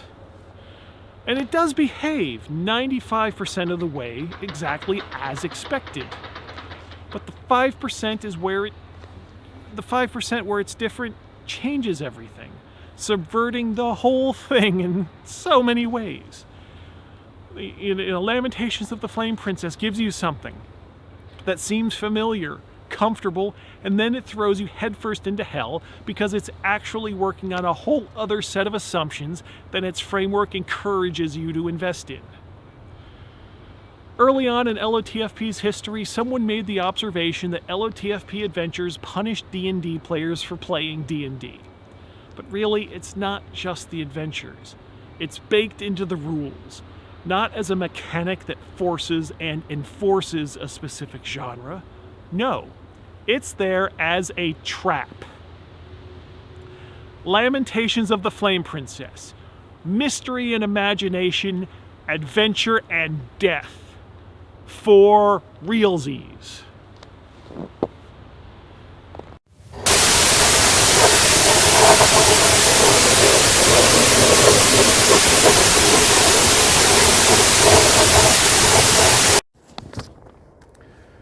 Hello everyone, there was going to be a different bit that was in this spot for the conclusion, but I filmed it several times and it just wasn't working.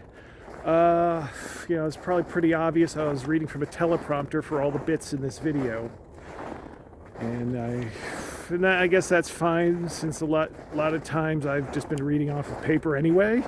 So what's the difference? But this last bit required either me to memorize the lines, which for some reason I can't do, or be like more natural and kinetic and not just looking at the script while I'm doing it.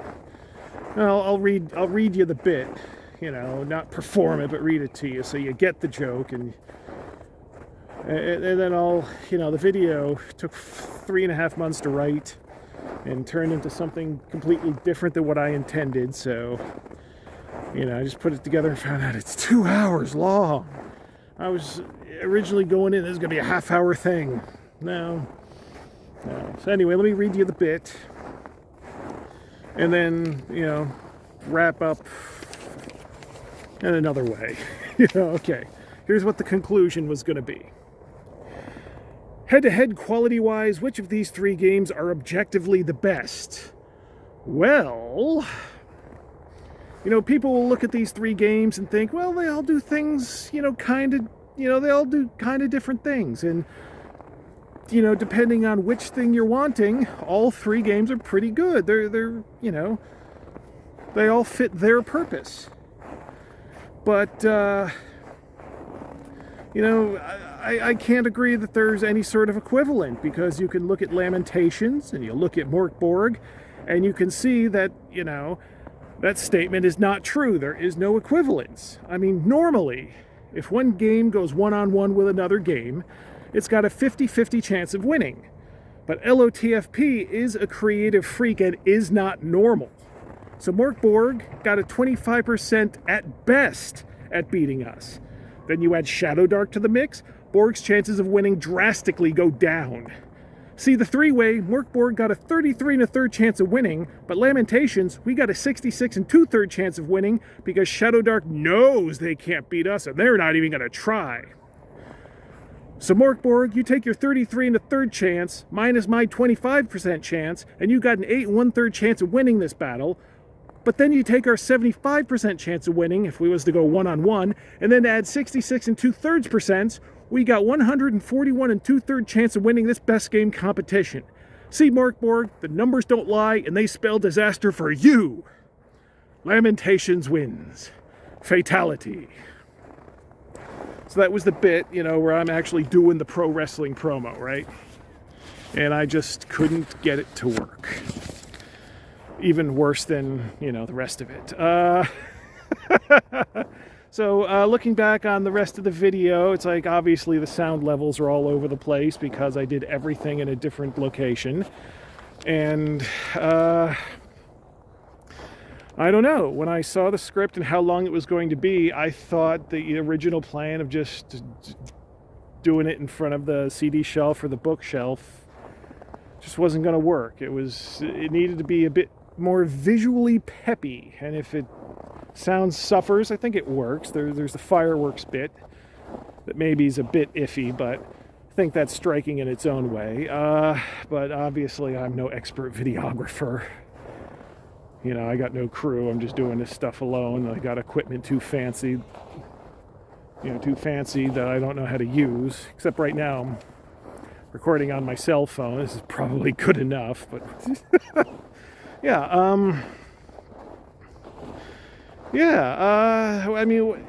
the concept started as, okay, let's promote Lamentations of the Flame Princess, because people say I need to do real promotion.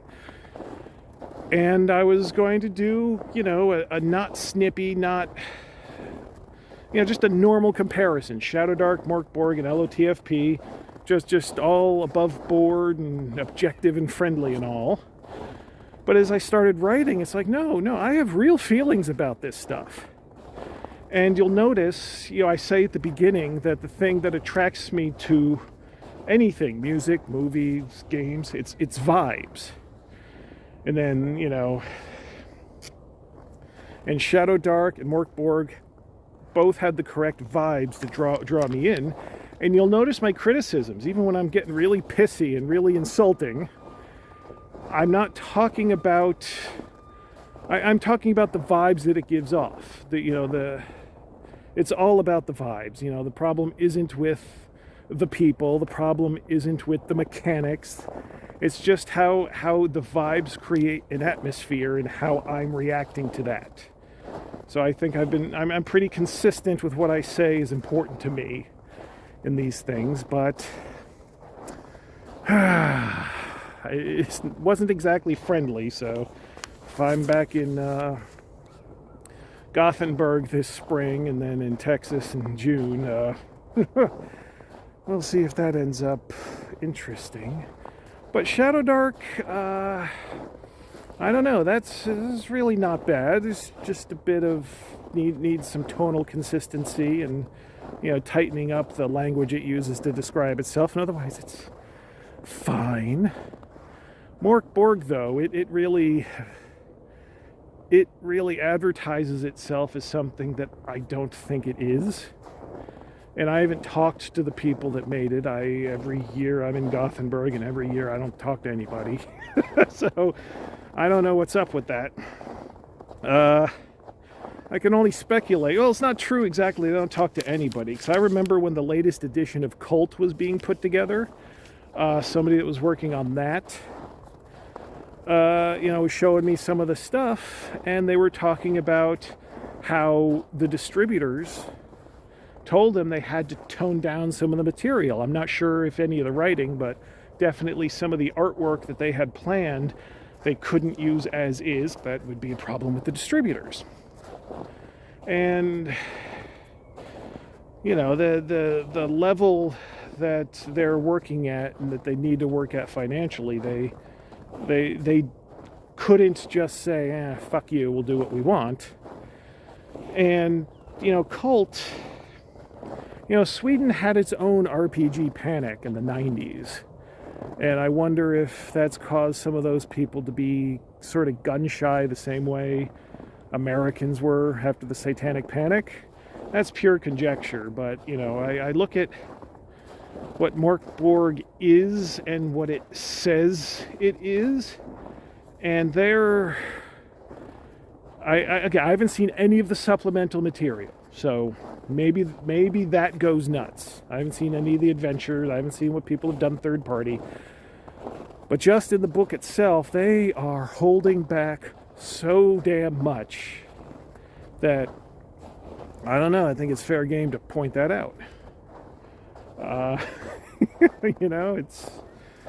but yeah, I hope at least some of the bits were entertaining for you. I hope gives you something to think about, and I hope maybe, just maybe, it gives you a different way of looking at role-playing games and how to evaluate them and how to see if they're doing what they say they're doing. Because I think not that I'm that active online and looking at discussions too much these days, but it's like people are really concerned with mechanics and that sort of thing, and I think that's all secondary. That the mechanics should at least not get in the way. I don't think mechanics should promote the vibe, but mechanics certainly shouldn't get in the way. But otherwise, a lot of what a role-playing game isn't just in how you roll the dice. And I think all of the variations and all of the flavors in the OSR, which is basically all the same damn bit of rules, and how many different games have a different feel using basically the same rules, proves the point that mechanics are just one part of a role-playing game, and maybe not even the greatest part of what it is and what creates the play experience. So hopefully there's some value of focusing on that in the discourse. I don't know, but I'm rambling now. It's just fun being out here. Finland in the winter, and it's snowy, and I just want to show that off. As you can see, you know, a lot of the shots I was focusing more on the environment and less on me. That was on purpose. Who wants to look at me for 2 hours? Keep telling myself, you're 50 now, Jim. You don't have to look sexy on the camera, you know, and it's like, well, no danger of that, but still. I look at myself and I'm like, oh, that's me. Maybe don't make me the focus for 2 hours in the video. Yeah, so I think I'll stop rambling and wrap this up, since this whole thing was 2 hours before I added this bit. Yeah. Buy Lamentations of the Flame Princess stuff. It's good. It's very, very good. And if you're a reviewer, get in touch so you can tell people how good it is. And if you're a retailer, get in touch. We offer wholesale rates. And if you're just looking for a role-playing game that doesn't pull any punches and is into weird horror and the adventures are all over the place, from there is something seriously wrong with these people to oh, this is light, strange fun, you know. Can't release 100 things and have them all be the same tone and flavor, for fuck's sake. Yeah, now I'm doing sales pitch stuff, which is going to be the worst part of the video. So I just feel like if I stop recording, I won't have an excuse to just wander around here, because this is just like a block behind my house. And I've been here a million times, and while it's nice, it's just kind of like, I got work to do. So if I just keep rambling, I can say, well, I'm working now, so I can stay out here. Welcome to my life. What's the quote I've been passing around? If you do what you love, you'll never have a day off for the rest of your life. That's the quote. Yeah, I will. I'll hit stop now. And here's hoping that all the exciting stuff we have planned for 2025 actually happens. Oh, that